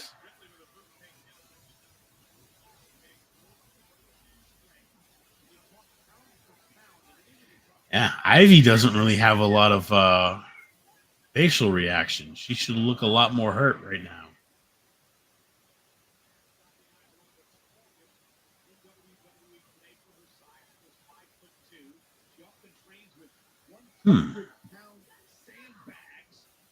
Forearm to the back of the neck. But yeah, it is definitely a lot easier to do this when you have another person to bounce off. So yeah, doing one-man streams will definitely not be the way to go. At least until I get an audience where the chat will move. If that ever ends up being the case, then I can obviously bounce off of what the chat is saying. But right now, it is a little difficult streaming to no one, hearing no one talking but myself. We've been streaming for 97 minutes. Wow. Not no one. I'm back. There we go. He has made his return. 97 minutes, and my computer has still held up. I'm very impressed by it. Not very impressed, but this is, I don't usually have this much like Discord and this other thing all running at once. Because I was a little wary my microphone wouldn't work. So the fact we've gone this long without like any technical issues on my end, I'm very happy. Yeah. This is the best time to be getting into this stuff right now, too. So, and you said that you're possibly getting a hardware upgrade. So yeah, I think in the next couple of months, I'm going to be getting a pretty significant hardware upgrade, which I'm very excited about. And right now we're getting into this in the era where Vince is gone. Kevin Dunn is gone. I think that the Royal Rumble this year is going to be huge. And as a result, I also think that WrestleMania is going to be huge. You'll have Cody Rhodes at the top. You'll have CM Punk at the top as well. So we're starting this up right at the right time. Have you seen that meme of I completely forgot what I was going to say. I'm sorry. I completely just lost my train of thought. It's all right. Frank Costanza moment there. Oh yeah, the meme of the Street Fighter meme with the Kevin Dunn camera angles. I didn't see that. No. Okay, if you get a chance, I'm sure it's on YouTube. But if you get a chance sometime, look up like Kevin Dunn Street Fighter, And it's great because he's the guy who everyone kind of holds responsible for the awful. Like, is he already gone? Because I haven't had a huge complaint with the camera work on Raw this week. So let's see. There was a statement by Nick Khan. Mm-hmm. So I think as of right now, he has given his notice. Okay. The statement from Nick Khan reads, after 40 plus years of helping to build WWE and, hands down, the best production and media unit in the entire sports and entertainment business, Kevin Dunn will be leaving our company as of today. Oh, okay, so maybe that means he is gone. Okay, yeah. Before WrestleMania 1, Kevin joined Vince at WWF. Many of us remember a pre-WrestleMania WWF, a regional wrestling company that looked like a regional wrestling company. Then we experienced WrestleMania 1, whether live or closed circuit or years later elsewhere. It was magic. A regional wrestling company had become a global sports entertainment juggernaut. Vince led the way, side by side. Oh my! This is horrible. Okay, I get it. This is awful. This is just like self-fellation, talking about how great they are, how great Vince McMahon is. Let's suck him off on the way out. Yeah, it wasn't even about how great Kevin was. It was about how like brilliant WWF was for what they did. This match, by the way, this girl, like Ivy Sky here, like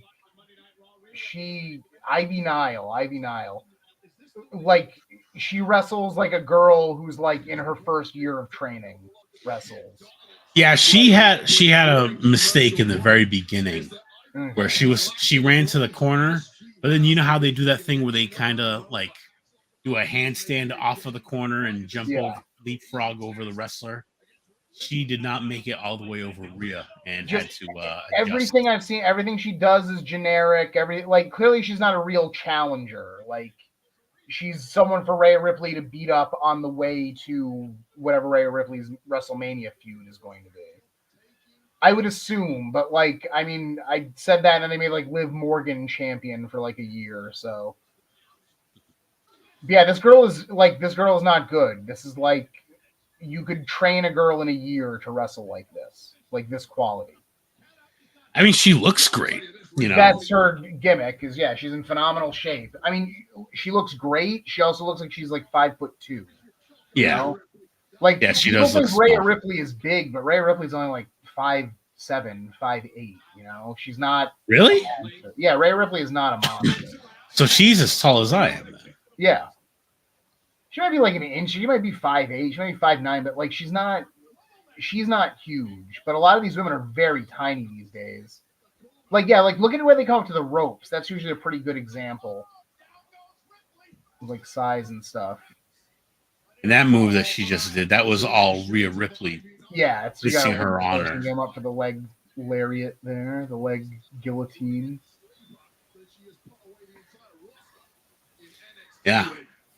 You could tell she got on TV because she, like, aesthetically, one of the best looking girls in the company. Yeah, she looks phenomenal. And that was great. That was super solid. But tornado DDTs like that are more the responsibility of the person taking it than the person giving it. Yeah, that's true. So this is Rhea work. I mean, Rhea is definitely strong, and Rhea doesn't mess up that much. I don't know. I think the women's division is really boring. Whenever, like, I don't watch the WWE, but whenever I turn it on, there's like 15 girls who are all like Ivy Sky here. Like, yeah, wear kick pads, you know. Yeah, they look great, but they wrestle incredibly generically. None of these women have like a personality in their wrestling. It's all kind of the same stuff. I would say Rhea and Bianca Belair are the two people who come the closest. And then, like, the greats, like, WWE definitely has, like, a tier list of women's wrestlers. And, like, at the super top of that is Asuka. Asuka's amazing. Like, and then under her is, like, Charlotte Flair and Becky Lynch and Rhea Ripley at this point, probably. But then there's, like, 100 people who are below that tier. You know, and Ivy Sky is just another one. Ivy Niles, I can't call her that, goddamn. Ivy Niles is just kind of another one of them. Like, This match is very long, but look at the people in the crowd. There's like those guys, those two guys in the front keep trying to get chants going. They were slapping the barricade earlier. Everyone else is sitting on their hands. Like, Yeah. this isn't particularly engaging. It's, you know, she got the chip kick. What is this going to be, though? This could be cool. Now we are frozen. Oh, shoot. I want to see what this gut wrench was going to be. I thought it was going to come right back. Shucks. Dang. Gang. That's fine. The match was not great. I have an idea about what's going to happen. Oh, here we go. She got her back. Like, that's the thing. When you're 5'2", when you're like putting her up on your shoulders, it doesn't look like anything. Like,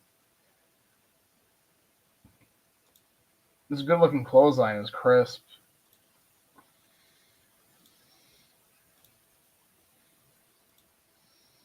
But I've got video back. Do you? Yep.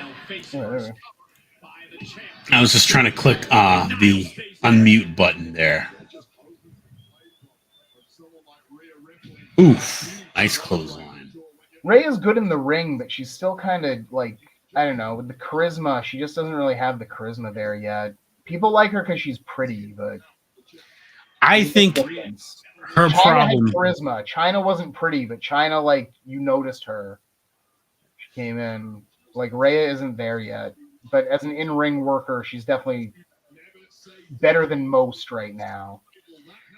I think her biggest problem is they have her as a heel, which maybe it's like the NWO. Okay, she's cool because she's a heel kind of situation, but well, it's not like she doesn't do a lot of heel stuff. She doesn't have a big personality. Like, she doesn't. Really she'll interfere in matches for sure.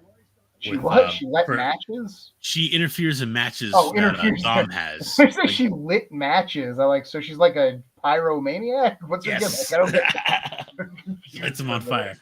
So she's setting people on fire. I'm like, okay, well, that's pretty heelish. That's good. Yeah. Yeah, nobody likes a person who does that. But you know, but she's with the, I mean, I don't know, like, I don't think a lot of wrestling fans really care about that. Like, you can interfere in stuff and people aren't going to really hate you. Yeah. You know? Yeah, look at how tiny Ivy Nile is. Like, it's just, it doesn't work. That's a cool spot. That's a cool idea. But yeah, I think if they had her as, because when they introduced the two wrestlers, Ivy Nile, she kind of had like some cheers, but she didn't really have a big ovation. Yeah. But when they introduced Rhea Ripley, there were a lot of people cheering for her. Yeah, because Rhea looks unique. Like Ivy Nile, fuck me. Ivy Nile looks physically great, but her look isn't like particularly unique. We just saw those two tag team girls who have her exact same gear, but like different hairstyles. Like, there's a lot of people like that in WWE right now, because as far as I know, like, one person is doing most of the costumes for them. So you see a lot of repetition. And none of those kicks looked like they were really out to hurt her. Yeah. Everything's very strappy. And that's fine, but, like, you know, you got to stand out. And Rhea Ripley stands out. She's one of the only women who do. Oh, yeah. Especially of the new girls. Like, Charlotte and Asuka stand out because they're Charlotte and Asuka. And, like, you already know who they are. You know, Becky Lynch stands out because you know Becky Lynch. Nia Jax stands out because she's huge. You know? But they don't have a lot of other stuff like that going on right now. So Rhea being at least unique looking. Have the Four Horsewomen, like, put Rhea over, by the way? Like, does she have, like, clean wins over, like, Becky Lynch and Charlotte and Bayley? I know I think she has a win over Charlotte. That's good. I don't know about the rest of them. It just seems weird to me. It feels like we moved on to the Rhea Ripley era, and she really didn't have to, like, beat the previous, you know, era people, and they're still there. Like, they just had the Becky Lynch Nia Jax match to lead off the show, you know? Yeah. Like, and that's been a problem for a while, where, you know, the rumor is a lot of these women kind of use, like, you know, their collective bargaining power to kind of, like, only put themselves in matches and stuff like that. So, like, that's what I've heard. I've heard it's pretty cliquey at the top of the women's wrestling pyramid in the WWE. Oh God, Captain Cringe, he's here. He's gonna try to be charismatic. So they're setting up a feud with him and CM Punk. Okay, that's good. And- I'll watch CM Punk beat up Seth Rollins. They'll probably have good matches too. I thought Drew McIntyre was heel again. He's a babyface. So he's turning heel. Yeah, he's definitely showing signs of being heel. Like he's been Wait, sidelining what? people. This is former WWE champion appearing next. I'm not going to confirm or deny the rumors of a former champion appearing, but I will say to stay tuned. So he won't confirm it, but then they do confirm. Oh yeah, Mean Gene outtakes. Here. Oh Jesus! Are these Mean Gene outtakes, or is it just the Iron Sheik being great? You see, I love the one where Iron Sheik like grabs the chicken that's in the cage, and Gene like can't stop laughing. Iron Sheik's rough, and just takes it out and shakes him. Stupid chicken. Oh, dude, I saw the most wholesome thing the other day. I told you earlier that I saw that Bret Hart interview where he's talking about the potential match with Ricky Steamboat at WrestleMania 2. I saw Bret and the Iron Sheik at some kind of con together. Like they just ran into each other, and Bret like put his arm around the Sheik and really like talked him up and stuff like that. And the Sheik was like so happy. He was, "Oh, thank you." He wasn't doing his gimmick. He was being like a legitimate human being, and like it was just very wholesome. Like Bret was good. Bret talks about the Sheik a lot in his book because Sheik was obviously big when Bret first got the WWF there. Like there's a lot of stories about the Sheik being like weird. Yeah. But there's a lot of like funny stories and a lot of stories where he basically had everybody's back. Yeah. Like His A&E, I think it was like A&E biography, or did they do a Dark Side of the Ring about him, the Iron Sheik? Because sure. I recently saw a document, not recently, but probably like last year, I saw a documentary. The gangsters. I saw Shout out to my homeboy OJ. Yeah, this is great. I saw a documentary about his life there, and he was just super cool guy, the Iron Sheik, super interesting. He's like still with his same wife that he like married back in the day, or he was until he passed. Yeah. Yeah, the Iron Sheik. Yeah, the Undertaker. Well, Mark Cal. I don't know what you want to call him now. Since he's been retired, he's been telling shoot stories. Yeah. And he told a story about how at 3 a.m. or he was basically like making a lot of like noise, and the Undertaker tried to get to sleep early, like at 8 o'clock, and he's like, "Oh, you go to sleep at 8 o'clock? That's good. You wake up early. You get strong." And then Undertaker says he woke up at like 3 a.m. and it's like freezing cold because it's like winter outside. And it's freezing cold in the room. And he sees that the window, that the door to the place is open. And he sees the Sheik outside just doing, what do they call those squats? Hindu squats? Yeah. Outside. And he says that he's like basically in shorts, not wearing a shirt at all, and there's a steam coming off of him. He goes, yes, you train in the cold. It's very good for breathing, very good for cardio. And he goes, fuck, I just want to go to sleep. And so he has to deal with the fact that the door is open. So he bundles up as much as he can. And then the Sheik goes into the shower, and the Sheik is just like keeping him up the whole time. But he said at that time he was like a young guy, so he couldn't say anything. But yeah, just a total nut. Yeah, he was like everyone always talks about though. He was legit strong. Well, he was like an Olympic amateur wrestler, wasn't he? Yep, like, for Iran, yeah. Yeah, he represented Iran, and he was a bodyguard to the Ayatollah, or the. Yep. I think it was the Ayatollah. I'm not sure who it was, but whoever it was who was in charge over that time. Shiki was in their thing there. Yeah, he was legit. What the hell? There we go. I'm just trying to get a decent volume on here so that I can hear both of us. And so we're almost at hour 2. We've almost made it through a full 2 hours of Raw, which is by far the longest I've like watched a Monday Night Raw in a long time. yeah, Yeah, we gotta become acquainted with the current product. Yeah. Yeah, it's good for me to know. Jinder Although, Mahal. oh God, This is the the WWE former champion. champion. Although I will, oh, he's looking slim. He's slimmed down a bit. Although I will say this, I forgot what I was gonna say. Jinder Mahal just confused the hell out of me. You know Oh what? They yeah, might. like I haven't watched in a long time, but like this isn't hard to get caught up because stuff just hasn't changed. Now they're bringing back Jinder Mahal.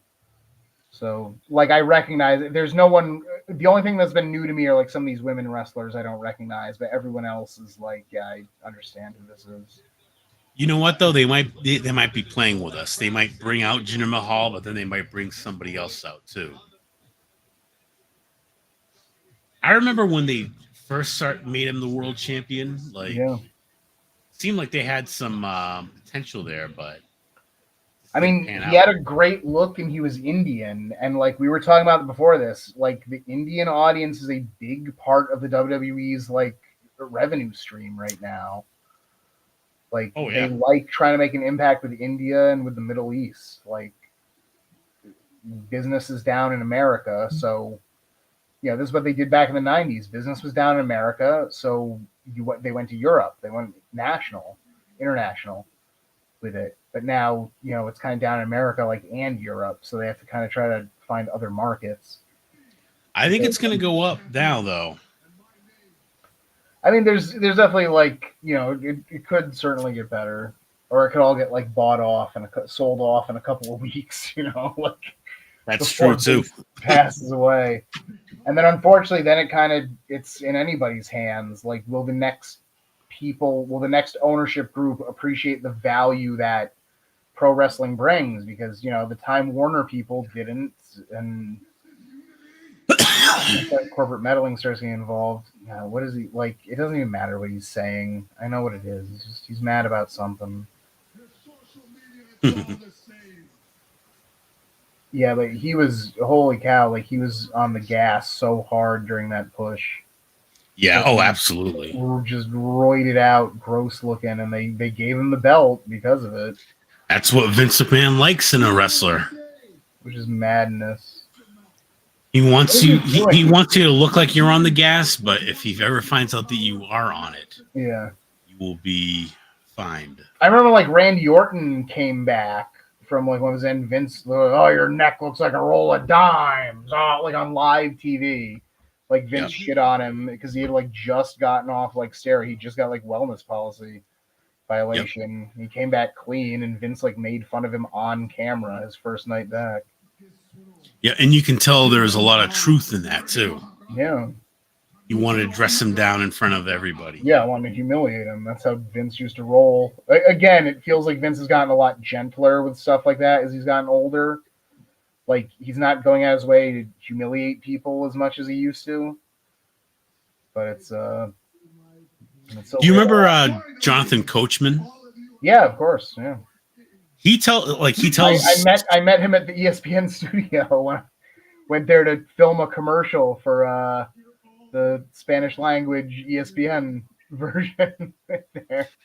So he told a story about how up there. Okay, it froze, but now it's back. He told a story about how they were going to do one of those overseas to the Middle East shows. Yeah. And he would always go, but in this case, his wife was expecting, and he told them like, "Hey, I'm not going to go because we're about to give birth, and my wife wants me to be here in case anything happens. So I'm going to be here for my child." And so they're like, "Okay." And then, like a week before, they remind him and tell him, "Hey, this is what we're doing." And he goes, "I told you guys I'm not going to be able to go." And he goes, "Oh, we thought you were kidding." He goes, "No, I wasn't kidding. My wife's about to give birth. She wants me to be in the country. She wants me to be available so in case anything happens." And so Vince McMahon supposedly did not like that. And yeah, I'm bigger than your wife. And it looks like The Rock. Oh my God. Dang. The Rock is the person. I knew it. I knew they were playing with us. To take on Jinder Mahal. But yeah, at the end of one show, they tell Vince McMahon yells for him to get into the ring at the end of a show where it's no longer being broadcast. And then he goes into the ring where the Undertaker is, and the Undertaker says, "I have to do this. I'm sorry." And Undertaker just beats the shit out of him for refusing to go to the Middle East. Yeah, I mean, there's tons of stories about that. Vince was very petty. If you So they're talking about The Rock possibly being on the main event at WrestleMania this year. They've been talking about that for 100 years. I mean, I wouldn't be surprised if they finally pull the trigger on it. They go, okay, Rock versus Roman Reigns. We're finally going to do it.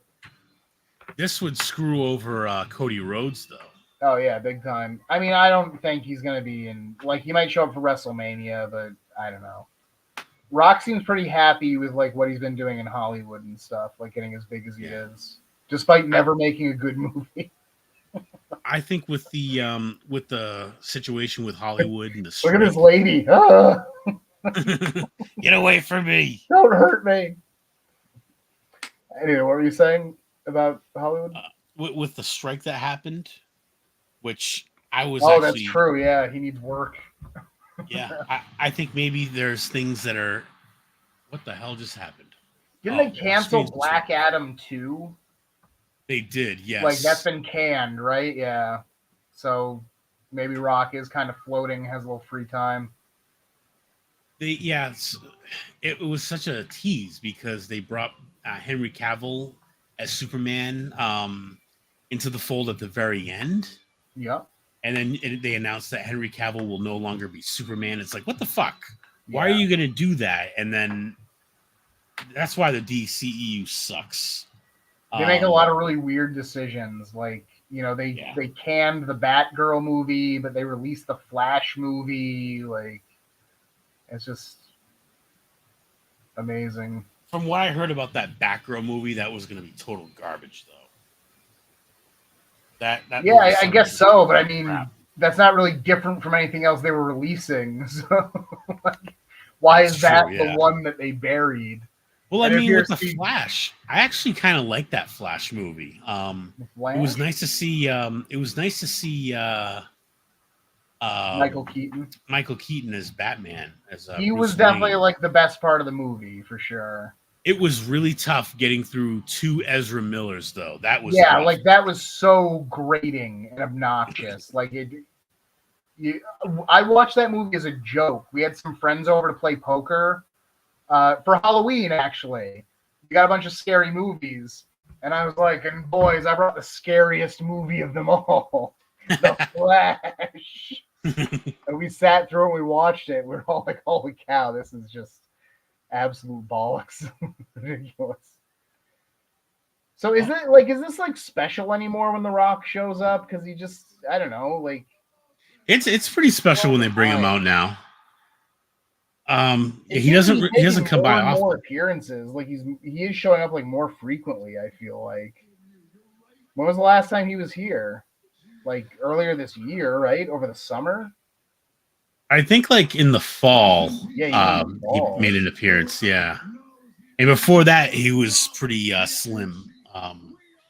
He wasn't making a lot of appearances. But I think they're seriously going to have him fight Jinder Mahal at WrestleMania. He's doing an impression of Iron Sheik. Did you hear that? I did not. Turn the volume Rock up. Bubba. Who is this?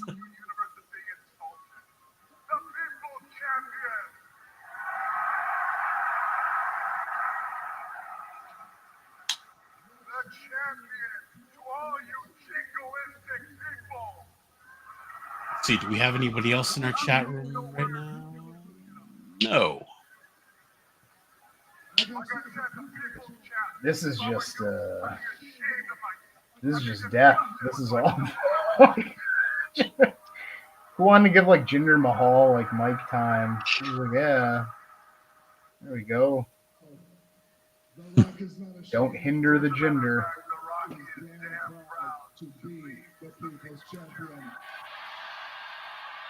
Yes, yes, people's champion.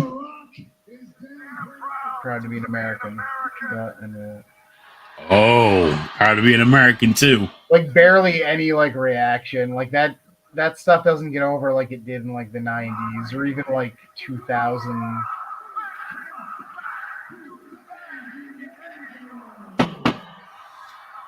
Awful lot of to say like this crowd is all white people in San Diego. And oh yeah, San Diego's like super gentrified. It's all like it's a big white hipster area now. I love the Southern California area. I've never been to San Diego specifically, but I've been to LA. I've been to Huntington Beach, Anaheim. It's awesome. Long Beach. Is The Venice Rock talking Beach. to Paul Walker from Heaven of the Fast and the Furious movies? Probably. Probably. This is just like, hey, here's a fun fact about me. I've never really enjoyed The Rock. Oh, really? You've never enjoyed The Rock? I like him as part of the Attitude Era. I think he was a great piece. I thought Rock and Sock Connection was great. I thought he was really good as like the corporate champion. Really early Rock, I really like. But at whatever, and I think it was like when he left the first time and he came back, he started doing these long promos whenever he shows up now, and it's just I just can't like I can't handle. I like The Rock in the Attitude Era, but if it was like The Rock by himself, he would have been bad. Rock was good when he was like bouncing off of like Steve Triple Austin, H, yeah, Steve Triple H, Austin. Mick Foley, Vince McMahon, a lot of different things like that. He was Booker T, like the stuff he did with the Hurricane was really fun. Like when he came back. But it's just, it's been years. Like I didn't care for any of the Rock versus John Cena stuff. I also thought that was really a crappy thing to do to John Cena, to put him into another situation where he's in there with a guy that people like way more than him. He's supposed to be the number one guy, but they didn't protect him at all. They were always putting him in these situations where the fans were going to boo him. Yeah. Oh my God. Yeah. That they fucked with John Cena so much. And I mean, I say that, but I think the WrestleMania, the first Rock and Cena WrestleMania, is like statistically their highest moneymaker of all time. So clearly, I'm in the minority of this opinion, but like that's the big red pill on me. Like, I don't think The Rock is like superstar level. If Steve Austin didn't already exist in the Attitude Era, The Rock would have gone nowhere. Like, yeah, I agree. You can't say that the other way around either. Like, if The Rock had showed up first and then Steve Austin came in, it wouldn't have been the same effect. The Attitude Era was hot because of Steve Austin, and The Rock was lucky enough to be a part of that, a big part of it. And he's charismatic, and he's a great crossover star. And he brings in people from demographics and audiences that might not be into wrestling otherwise. And people, of course, still remember him. But if you're a real wrestling fan, watching The Rock at any point past like 2001, there's not a lot here for you. Yeah, I have to agree with that. When did Rocky Maivia like come in and really like 97? I think was when Rock really like first joined the Nation of Domination, first like developed his personality, right? Yeah, that's when he started taking over. Yeah. So let's talk about just The Rock. So we're talking about him from 97 to 2001 was the SummerSlam match with Brock Lesnar, right? Yeah. Was that 2002? Shoot. I think that could have been 2002. Yeah. So let's give him the benefit of the doubt and say 2002. So The Rock was at the top of his game for a 5-year period. 5 years. Yet his career in the WWE is now like 25 years old.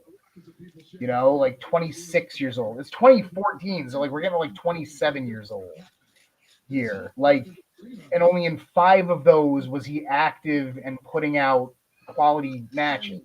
It's like that's what's weird. I'm not a huge fan of that. Thank God The Rock is in shape because they'll be able to bring him out all the time because like they're running out of nostalgia acts. Oh yeah. All Well, the they used Steve Austin for one very rare comeback match. yeah, which was a good use of him. It was a good idea, and hopefully everybody got what they wanted out of it. I hope Austin got paid and Kevin Owens got paid, and it worked. But but even Austin was like Austin gets a pass for anything he wants to do because he was hotter than The Rock and he was hotter longer than The Rock was. And Austin, like Rock doesn't have any matches that are like the Austin versus Bret Hart feud. Like Rock doesn't have matches that live up to that kind of stuff. Right there. Some of his stuff with Triple H for the IC title was really good. That's probably the best The Rock has ever been, right? Like the IC title years feuding with like Ken Shamrock and Triple H. Yeah, I think stuff. peak Rock for me was SummerSlam '98 ladder match with Triple H for the Intercontinental title. Yeah, he was awesome. That is the time when he was absolutely great. Like that's his highest point for sure. I always think sometimes too, like what if Bret Hart never left after the Montreal screw job? What if he stayed in the company and he wrestled a Rock when he was, at the top? When he wrestled Steve Austin, when Steve Austin finally ascended the way he did. They could have done great matches and great business together because Bret really liked The Rock. He would have never got kicked in the head by Goldberg. Yeah. You could have seen more matches with him and Chris Benoit, Kurt Angle. Yeah. Oh my God, Kurt Angle and Bret Hart. Holy shit. Would have been great. Yeah, the Bret Hart thing is a tragedy. But it's not even, it's tragic, but it's also like, Bret has one of the best catalogs of any wrestler who's ever existed. Like, go back to Stampede Wrestling, go to his early WWF stuff, his Hart Foundation tag matches with the Rockers and the Brainbusters and the Killer Bees and the British Bulldogs, his Intercontinental Championship matches with Roddy Piper and Mr. Perfect and, all that great stuff he did. Then his World Championship run, and then how innovative he became in, like, the later 90s, like 95 on, when he started injecting more realism into his character, when he's just great. And it's sad that we didn't get more. It really is, but it's hard to say it's tragic because he had so much good stuff that he put out. He had so much more to give. Yeah, I wish we had gotten more of it. But it probably wouldn't have happened because Triple H and Shawn weren't going to like let Bret come in and make him look good. We're talking about like early 2000s era WWE where they just want to like make fun of everybody, and yep. The Rock's actually getting a little action tonight. That's cool. Let's see what happens. Well, I think whip him off, reverse, spine buster, rock bottom, people's elbow. Yeah, Jinder's he's taller than The Rock is, but he's definitely gotten a lot smaller off the gas, I'm guessing. Look at those skinny legs Jinder got. Yeah, what'd I say? Spine buster. Spine buster, and then kick the elbow. No rock bottom. Do you know how he came up with this move, the people's elbow? No. So they all, like, around like 96, 97, 98, they were always trying to pop the Undertaker and make him laugh in real life during house shows. And they were just trying to do everything that they could to like try to get like at least a smile out of him. Yeah. And that's when The Rock did the people's elbow, when he like over exaggerated one elbow drop. Yeah. And it supposedly worked. I was watching like an early 97 or like late 96 pay-per-view. It was like The Rock in the Nation at that point, and he was doing the people's elbow, and it got no reaction from the crowd. Like nobody liked it or cared about it. But then he kept doing it, and it kind of like crossed that line of so stupid that it's kind of cool, Yeah. Like it started off as like he's doing the people's elbow. What an asshole calling it. I know a lot of people hated it. Like Mick Foley always talking about how goofy it is, how stupid it is, and a lot of people put it down. But by the way, for anyone listening to this stream after the fact, I will not be coughing into the microphone when we do the actual event. This is just a test run. I'm not taking it as seriously. Once we're gonna get Scott's coughing fixed up once that big check from the Ritz people comes in. Yes. When they're putting on the Ritz, I'll be putting out the coughs. Delicious Ritz. Oh yes. Best buttery Buttery cookie you can cracker. Dang, I call it a cookie. All right, Like- so this segment was about 22 minutes long at this point. Like, holy cow. yeah, it did not have This to be segment- this long at all. This was an entire episode of a TV show, like a half-hour show. Like, yikes, man. Like, it's shocking to me that they have 3 hours with like 0 content. It's unbelievable how little content there is, and they stretched out over 3 hours. Like, this is torture. Like, I think it'll be fun to do like a Royal Rumble, do some pay-per-views, but like, if we're gonna do like live TV shows, we can't do every week. I won't be able to. No, absolutely not. My brain is just like turning to mush watching this. Like, this is how it feels. It's bringing me back. this is how it feels to watch a 3-hour TV show. I'm just painful. like numb in the brain. I'm just like, like, you know, I'm sober as a judge, but I feel like I just took a giant, bong rip to the dome, and I'm just like, what am I watching? What's going on? You get numb. Oh God, like, this is what we have to look forward to, like Drew McIntyre and thing. Yeah, keep making that face, Drew. Great. Keep making that face. You'll get over eventually. I feel bad for Drew McIntyre. They gave him his moment during like COVID when like no one was out seeing it. Yeah. There, but like, he's just so like, I don't know, man. I don't get it. Especially when you consider the fact that he eliminated Brock Lesnar at that Royal Rumble. They pushed him hard, like they really got behind him, but the math promo from Scott Steiner. The math promo. For no one watching, we are watching Raw through a website, and in between some of the commercial breaks, they're playing some classic promos of pro wrestling. And now they're playing the Steiner math promo. If you've never seen that before, look that up. This is like an all-time great, which is incredible because it's like, look at the people involved. Scott Steiner is the only name. Then you got Petey Williams, you got unnamed blonde interview girl, and they're in the back. Raka Khan. Yep, the woman who tried to sue anyone and everyone for sexual harassment. It was even like beyond that. She was suing people for like mind control and stuff like that. Like, she really. Yeah, she's trying to sue Jim Cornette. Someone told her you can file lawsuits against anyone for any reason, and she just went nuts with it. Yeah. It's like, one of them will stick. You got 30% chance to win. Someone just did this recently. I think like an AEW guy like did this exact promo. MJF, yeah. Oh, that's right. Yeah, MJF did it. Classic. Classic ripping off a much more talented guy's work by MJF. Classic.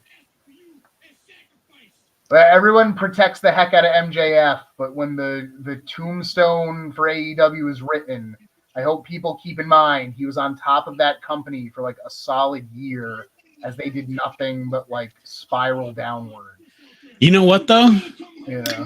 He see, they had just done they had a big pay-per-view on Saturday. Mm-hmm. And I think it's called World's End. Mm-hmm. And there was someone he lost the title to Samoa Joe. And there was someone who was like, yeah, he lost the AEW. Samoa Joe is the AEW champion now? Yep. And they did an interference angle where there was someone who was wearing his devil mask, and it turned out to be his friend Adam Cole. And I guess they had taken, as soon as the ball dropped for New Year's Eve, or New Year's Day, I should say, they removed him from the AEW roster. So he might be a free agent right now.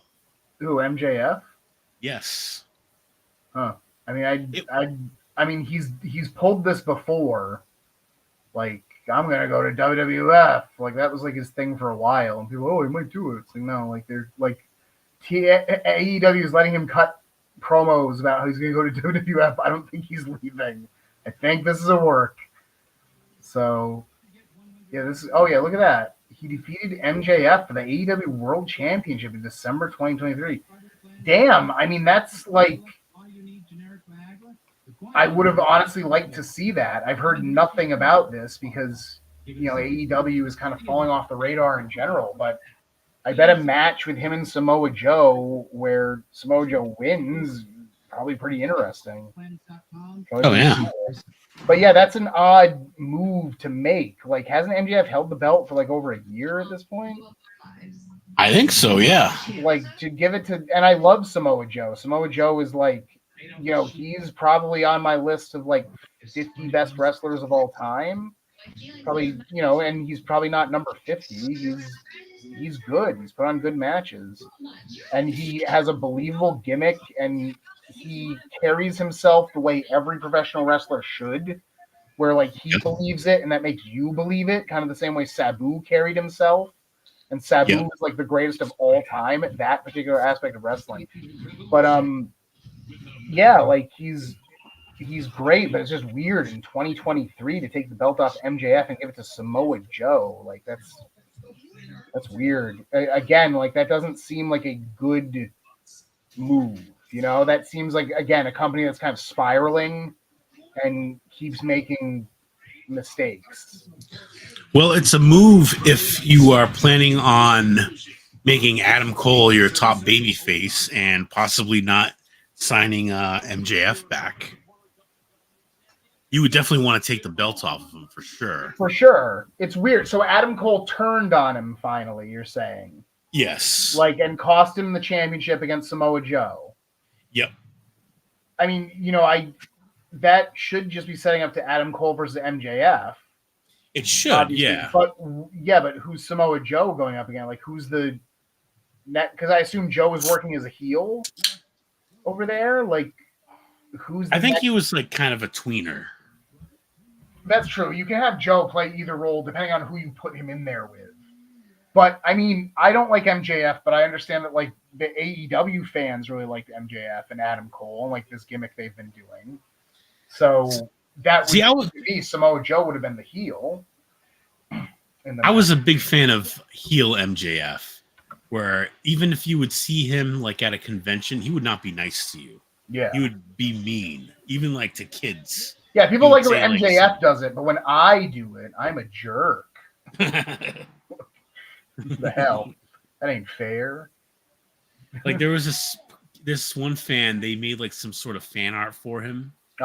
And they like put it in front of him, and it's at a signing, and he goes, "How long did this take you to create?"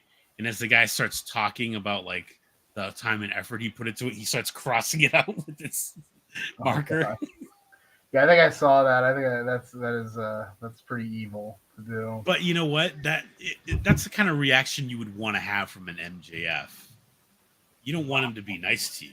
If you're nice, if he's nice to you, you're like, can I get my money back? They're showing us a replay of this 22-minute segment we just sat through, which now makes the total time of that segment pretty much 30 minutes. Yeah, that was. Like, they must be trying to get. Who's this All-Star? Oh, it's Shayna Baszler. I saw the spade. I just heard like All-Star. I was like, what? Hey now, you're an all-star. Get your game on. Shayna Baszler. Hey now, you're a rock star. I can't believe she's still here. Like, no charisma. She's never had a good match, but still here, still getting a paycheck. And Zoe Stark is evil now, I guess. Like, again, Zoe Stark is another super generic, boring looking girl who does CrossFit. She was just a baby. She wears pants now. What was that? She wears pants to the ring. Oh, that is a good gimmick. Having pants. And she has one sleeve on her leather jacket.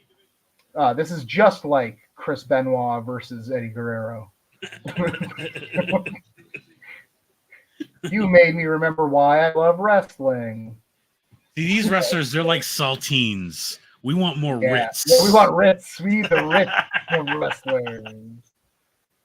I mean, unless Saltine wants to get in here and combat maybe give Rich us a for the right sponsorship. to give us money.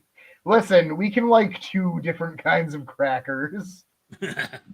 Boys don't fight. You can both marry me. Grandpa Simpson.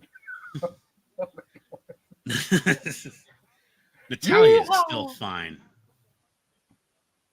Yeah, it's amazing what plastic surgery and working out will do. Yes. Natalia, she's thick. She probably deserves like better than what she gets Absolutely. here. Like, I don't know. They've given her some good, like, solid runs though and stuff. I remember like I've heard about Tegan Knox for like 20 years at this point. It feels like I think this is the first time I'm seeing her actually wrestle. I remember like when she was on the Indies, people were talking her up, and then when she was in NXT, people were talking her up. Land on your butt. Now Tag in my out. friend. So now you'll get to see Tegan Knox in action. Oh, nope. Tagged out. Never mind. Back to you, Natty. I mean, it's not a bad idea. Natty is like, one of the most solid woman workers that they have. Yeah. Right there. That was unnecessary. That double team move was very weird.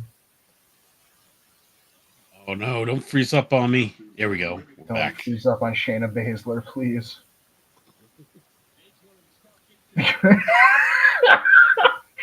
I'm happy this is like modern day though.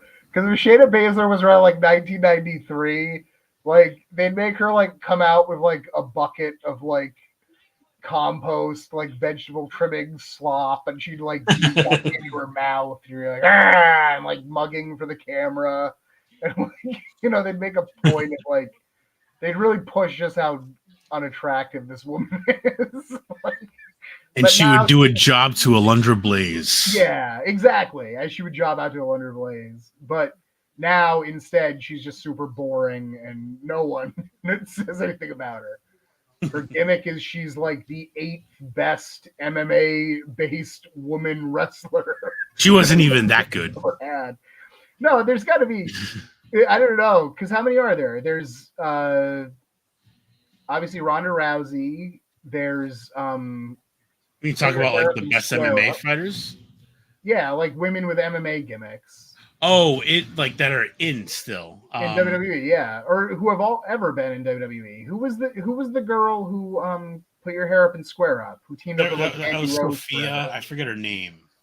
The woman who had that got crazy... in trouble for having a gun on her. Yeah, which she should, because she's also the woman who had that like crazy stalker. Crazy stalker, yeah, absolutely. Yeah, let that should not have been arrested for that. That right? Woman, more than anyone else, should be allowed to carry a gun. Yeah. That's literally like, what the Second Amendment should be for, when you're a woman who has crazy stalkers around. Yeah, and I believe the guy was saying like, "Oh, I'm gonna fuck her till she's straight." Yeah, I'm gonna turn her straight by Yeah. He watched too many Kevin Smith movies and he thought that was a thing. I'm chasing Sonya instead of chasing Amy. Sonya, yeah, that was her name. Sonya something. Sonya Deville, yes. Sonya Deville. There you go. And I don't even think Sonya was really in MMA. I think it was just a gimmick. I think she did like training for MMA, but I don't know if she ever had any like real professional fights. Yeah. So there's those two. There's Shayna Baszler, and is that it? Is that like there's only 3 of them? It turns out. I can't think of anybody else. In that case, Shayna's the worst of the 3. Are we talking about just in the WWE or in pro wrestling in general? I guess we could do pro wrestling in general. Yeah, because there's like that super short girl who pretends to be Russian who was on AEW for a while. There's Paige Van Zandt who was actually dating one of my friends for a long time. Oh, that the girl that she's from like New Jersey or something. I don't know. It was she's very plain looking. She's very like short and thick, right? What was that? She's thick, right? Yeah, very thick. Like she didn't really talk much, but like she had a lot of matches on AEW with like Jade Cargill and like. And I was always like, why is she like in this spot? Like she's not particularly entertaining or great in the ring. I was very confused by it. But I haven't seen her in AEW recently, so they probably. Yeah, I don't think she's been in AEW recently either. I just know that when she came to move out of the friend's house who was dating her, Vicky Guerrero came with her to help her move her stuff. So that's like one of the weirdest wrestling encounters I've ever like seen. Who are these babes? Who are these OnlyFans models? Where are their feet pictures? Show Bobs. Oh, there is Valerie Loretta. Yeah, that's not her, but I'm sure that's another one who's probably better than Shayna Baszler. Oh my God, she landed like right on her stomach.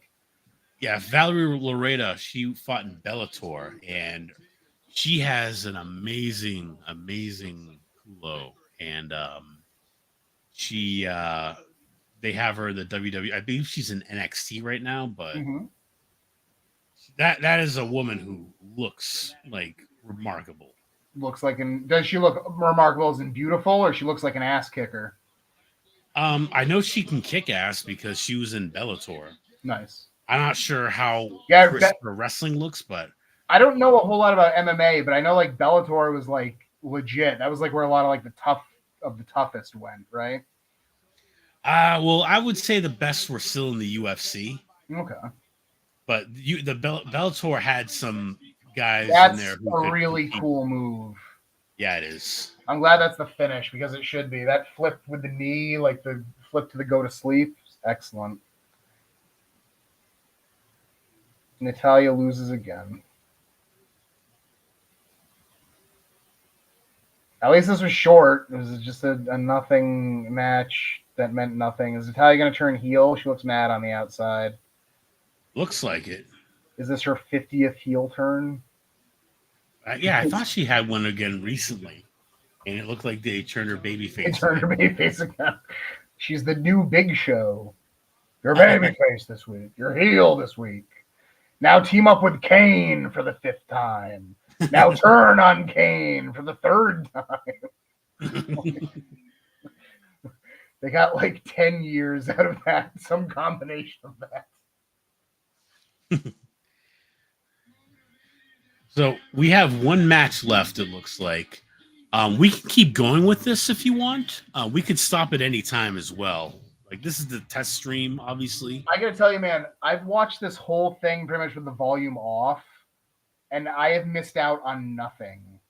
Like, you can watch this show muted, and it's the same experience as if there was like, because they don't even have like great music anymore. Like, the guy who did all like the great WWE themes is long gone. What was his name? Jim Johnston? Yeah, he's gone. Yeah. They don't really do like the Attitude Era, like popular bands making songs thing anymore. Why are they showing pictures of Shane McMahon? What was that all about?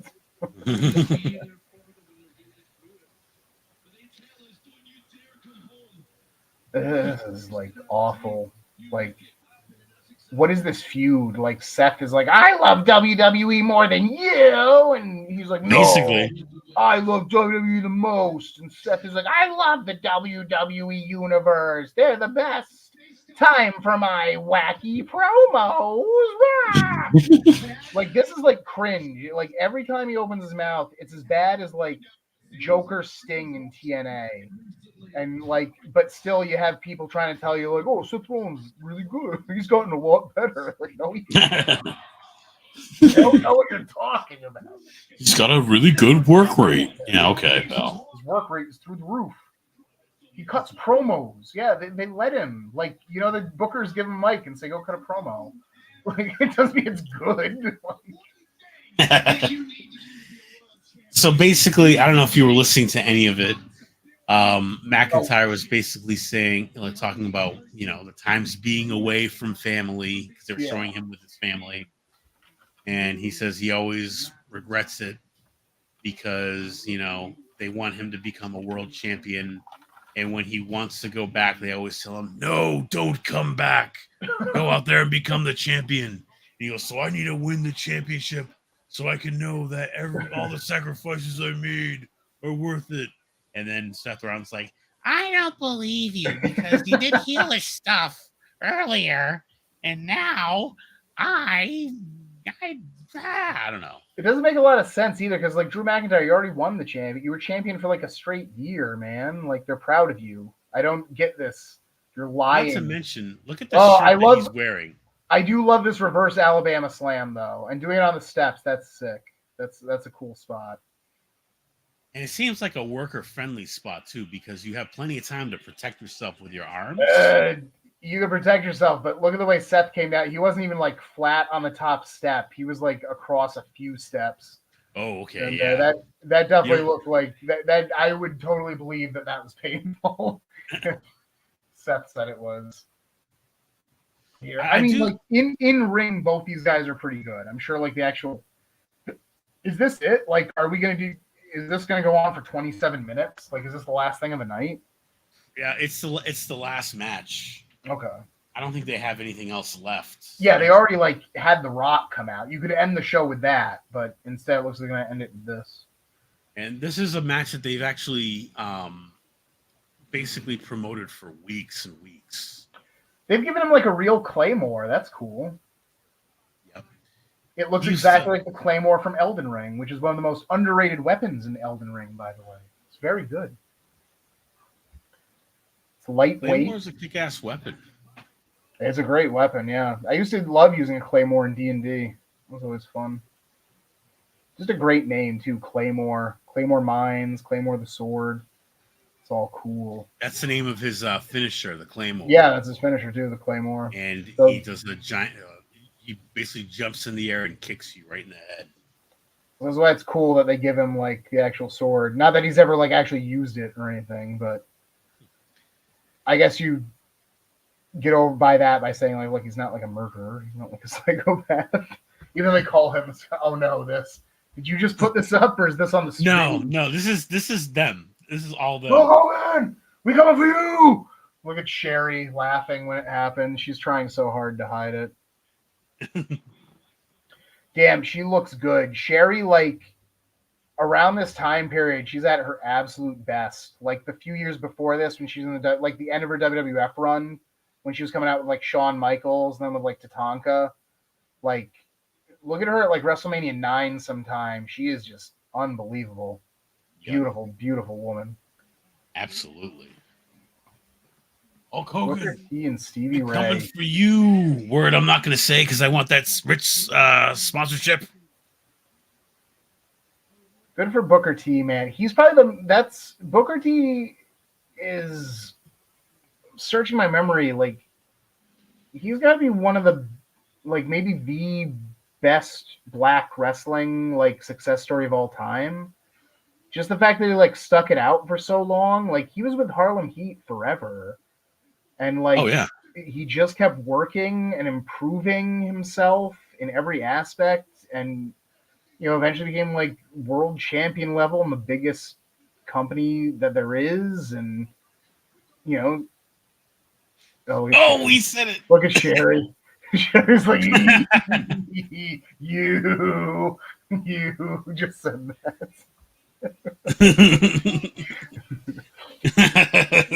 Poor Booker. Like, this is on live TV. Damn it. But Booker is fantastic. Like, The Rock is obviously, like, got to higher levels as a black wrestler, but The Rock didn't have that, like, journey. Booker is like the black Bret Hart, you know, tag team level, just worked his butt off. Sad announcement today. What is this? What the hell is this? Baked.live is a weird website. That's excellent. There. Not that we're on that website. How are you going to work around this stuff for, like, the actual streams? Like, we can't be having Booker T dropping N-bombs and stuff on here. Or can we? I don't know. Maybe so we're not. Yeah, well, so we're not actually going to show what's on TV. What we're watching here. Yeah, we're going to do what we're doing, and they can watch along with us. Yeah. Okay, cool. It will kind of say certain things that we're seeing here and there, you know. Yeah, some of them, but we'll be sure to skip the more intense stuff. Yep. Yeah. Shakari. Yeah. I ended up watching a bunch of Three Stooges last night, thanks to you. Oh yeah, which ones you watch? Oh, I watch like a lot of their really old stuff. Like they have a bunch of their like vaudeville stuff on there. It's pretty cool. I was kind of like in and out of the house a bit. I mean, in and out of like the room where the TV was. But yeah, it was pretty excellent. Yeah, we watched. Basically, we started from like the very beginning at the Women Haters Club that they have, the very first, Yeah, well, the first regular one where they were the they're Three so Stooges, great. and then we did the one where they go to the art school where they're hiding from the cop, and they end up getting into the clay fight. The clay fight's the best because of everybody's reactions, like their faces right before they get hit with the clay. Oh my goodness! All That these, one- all these like comic book drawings they keep bringing up for the Cody Rhodes and Nakamura stuff is really cool looking. Oh yeah, They're gonna fight each other next week. They're not gonna like. Oh, Piper Niven. Okay, she's not going as Duo Drop anymore. Thank God. Stupid name. okay, yeah. That's a It was Vince so. It was man it was, name. It was supposed to be Dewdrop, but it was like spelled Duo Drop, right? It was like DUO Yeah. Drop. Yeah. Or DOU. I don't know. Oh, was it DOU? Yeah, It but could even have so, been. like Doe Drop, Da Drop, like what the fuck? Like horrible, horrible name. That has Piper- Vince McMahon Piper all over it. Niven is a really good like wrestling woman name. Like Piper Niven, perfect, awesome. Especially a European one like Yeah, her. Dewdrop. Like what are you? I want you to be Dewdrop. You'll be doo doo. You'll come out with a bucket and eat from. All of my old Vince ideas are someone is eating out of a bucket. You have to work that in somehow. You have to be a disgusting fat bitch eating out of a bucket. Ah, Dewdrop. now Yeah. suck my dick. Vince, I'm gonna. You want the job, don't you? You want that job, don't you? But How yeah. do you think Stacy Keebler got her gimmick? So they're gonna do Cody Rhodes versus Shinsuke next week instead of saving that for the Royal Rumble. Yes. Well, I think they're gonna have. Yeah, I think it's good that they're bringing like big matches back to. Hey, I'm sorry, man. I hate to interrupt. I gotta run to the bathroom real quick. Yeah, go for it. Right here, I'll be back in a minute. It's just sneaking up on me. Hold on. It's all good. It's all good. We got Seth Rollins coming to the ring right now, but anyone is either watching this, which no, I don't think so, or they're listening to this after the fact. This show, which we don't have a name for at this current time right now, is brought to you by Super Saturday Morning, your source of vintage cartoons, commercials, and anime with a brand new broadcast premiering live every Saturday morning at 6 a.m. Eastern, right here on YouTube. And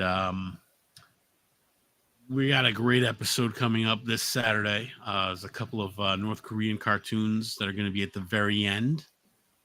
We got a lot of good anime coming on, a lot of great cartoons from the 80s and 90s. Got a couple from the 70s as well in the very beginning. Space Stars and Fat Albert and the Cosby Kids. And then we got G.I. Joe coming on next. After that is the Transformers, Ghostbusters, Jason the Wheeled Warriors, Spiral Zone, King Arthur and the Knights of Justice, Highlander the animated series, Dragonflies, WMAC Masters, Kyoryu Sentai Z Ranger. It's where Power Rangers got their stuff. And then the Mighty Morphin Power Rangers will be coming on after that. Vampire Princess Miyu, Devil Hunter Yoko, Bubblegum Crisis, Tank Police, Dominion Tank Police, I should say, Devilman 2, The Demon Bird, and then we'll begin the North Korean cartoons. That segment is called the DPR SSM, which is instead of Democratic People's Republic of North Korea, or of Korea, it is Democratic People's Republic of Super Saturday Morning. And on that, we'll have Pocahontas, which is an Italian-written cartoon done with the animation done by the North Koreans, and another cartoon called Squirrel and Hedgehog, which is just pure North Korean propaganda and craziness. I believe they kidnapped animators from South Korea and Japan to make that. And now the match has begun. Drew McIntyre getting in on the offense to Seth Rollins, but nope, he kicks. Seth Rollins sends him to the outside. Ooh, nice. Well, it looked like at first it looked like he was doing a Superman punch, but I think he just turned it into a regular punch. How boring. They are fighting on the outside now.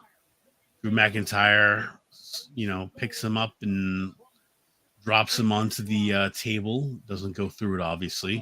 It looks like he's going to do that reverse Alabama slam to the ring apron. But Seth Rollins grabs the ring apron. Now he grabs the ropes. Kicks Drew McIntyre the back of the head. Flips back into the ring. And does a drop kick there. Runs to the ropes. And does a... Oh! Drew McIntyre catches him and gives him a belly-to-belly suplex. Looks like we're getting a commercial break. Commercial break, but the match is still going. But yeah, looks like NXT is on tomorrow. I have lost all interest in NXT, honestly, but if this channel ever picks up some traction, I will absolutely watch NXT if you guys want me to. I will have no problem doing that. Now take a hit of the wonderful tobacco I have here. Excellent.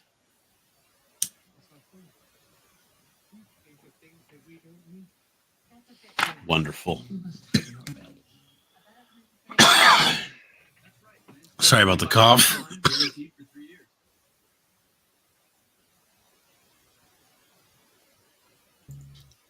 Once this is just a test stream.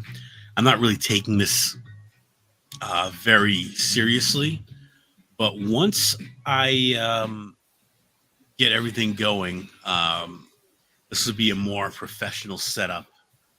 We're just making sure right now with the stream that what we're doing on Discord and what we're doing on the StreamYard website works. We're just making sure the technology is there and that there's no issue.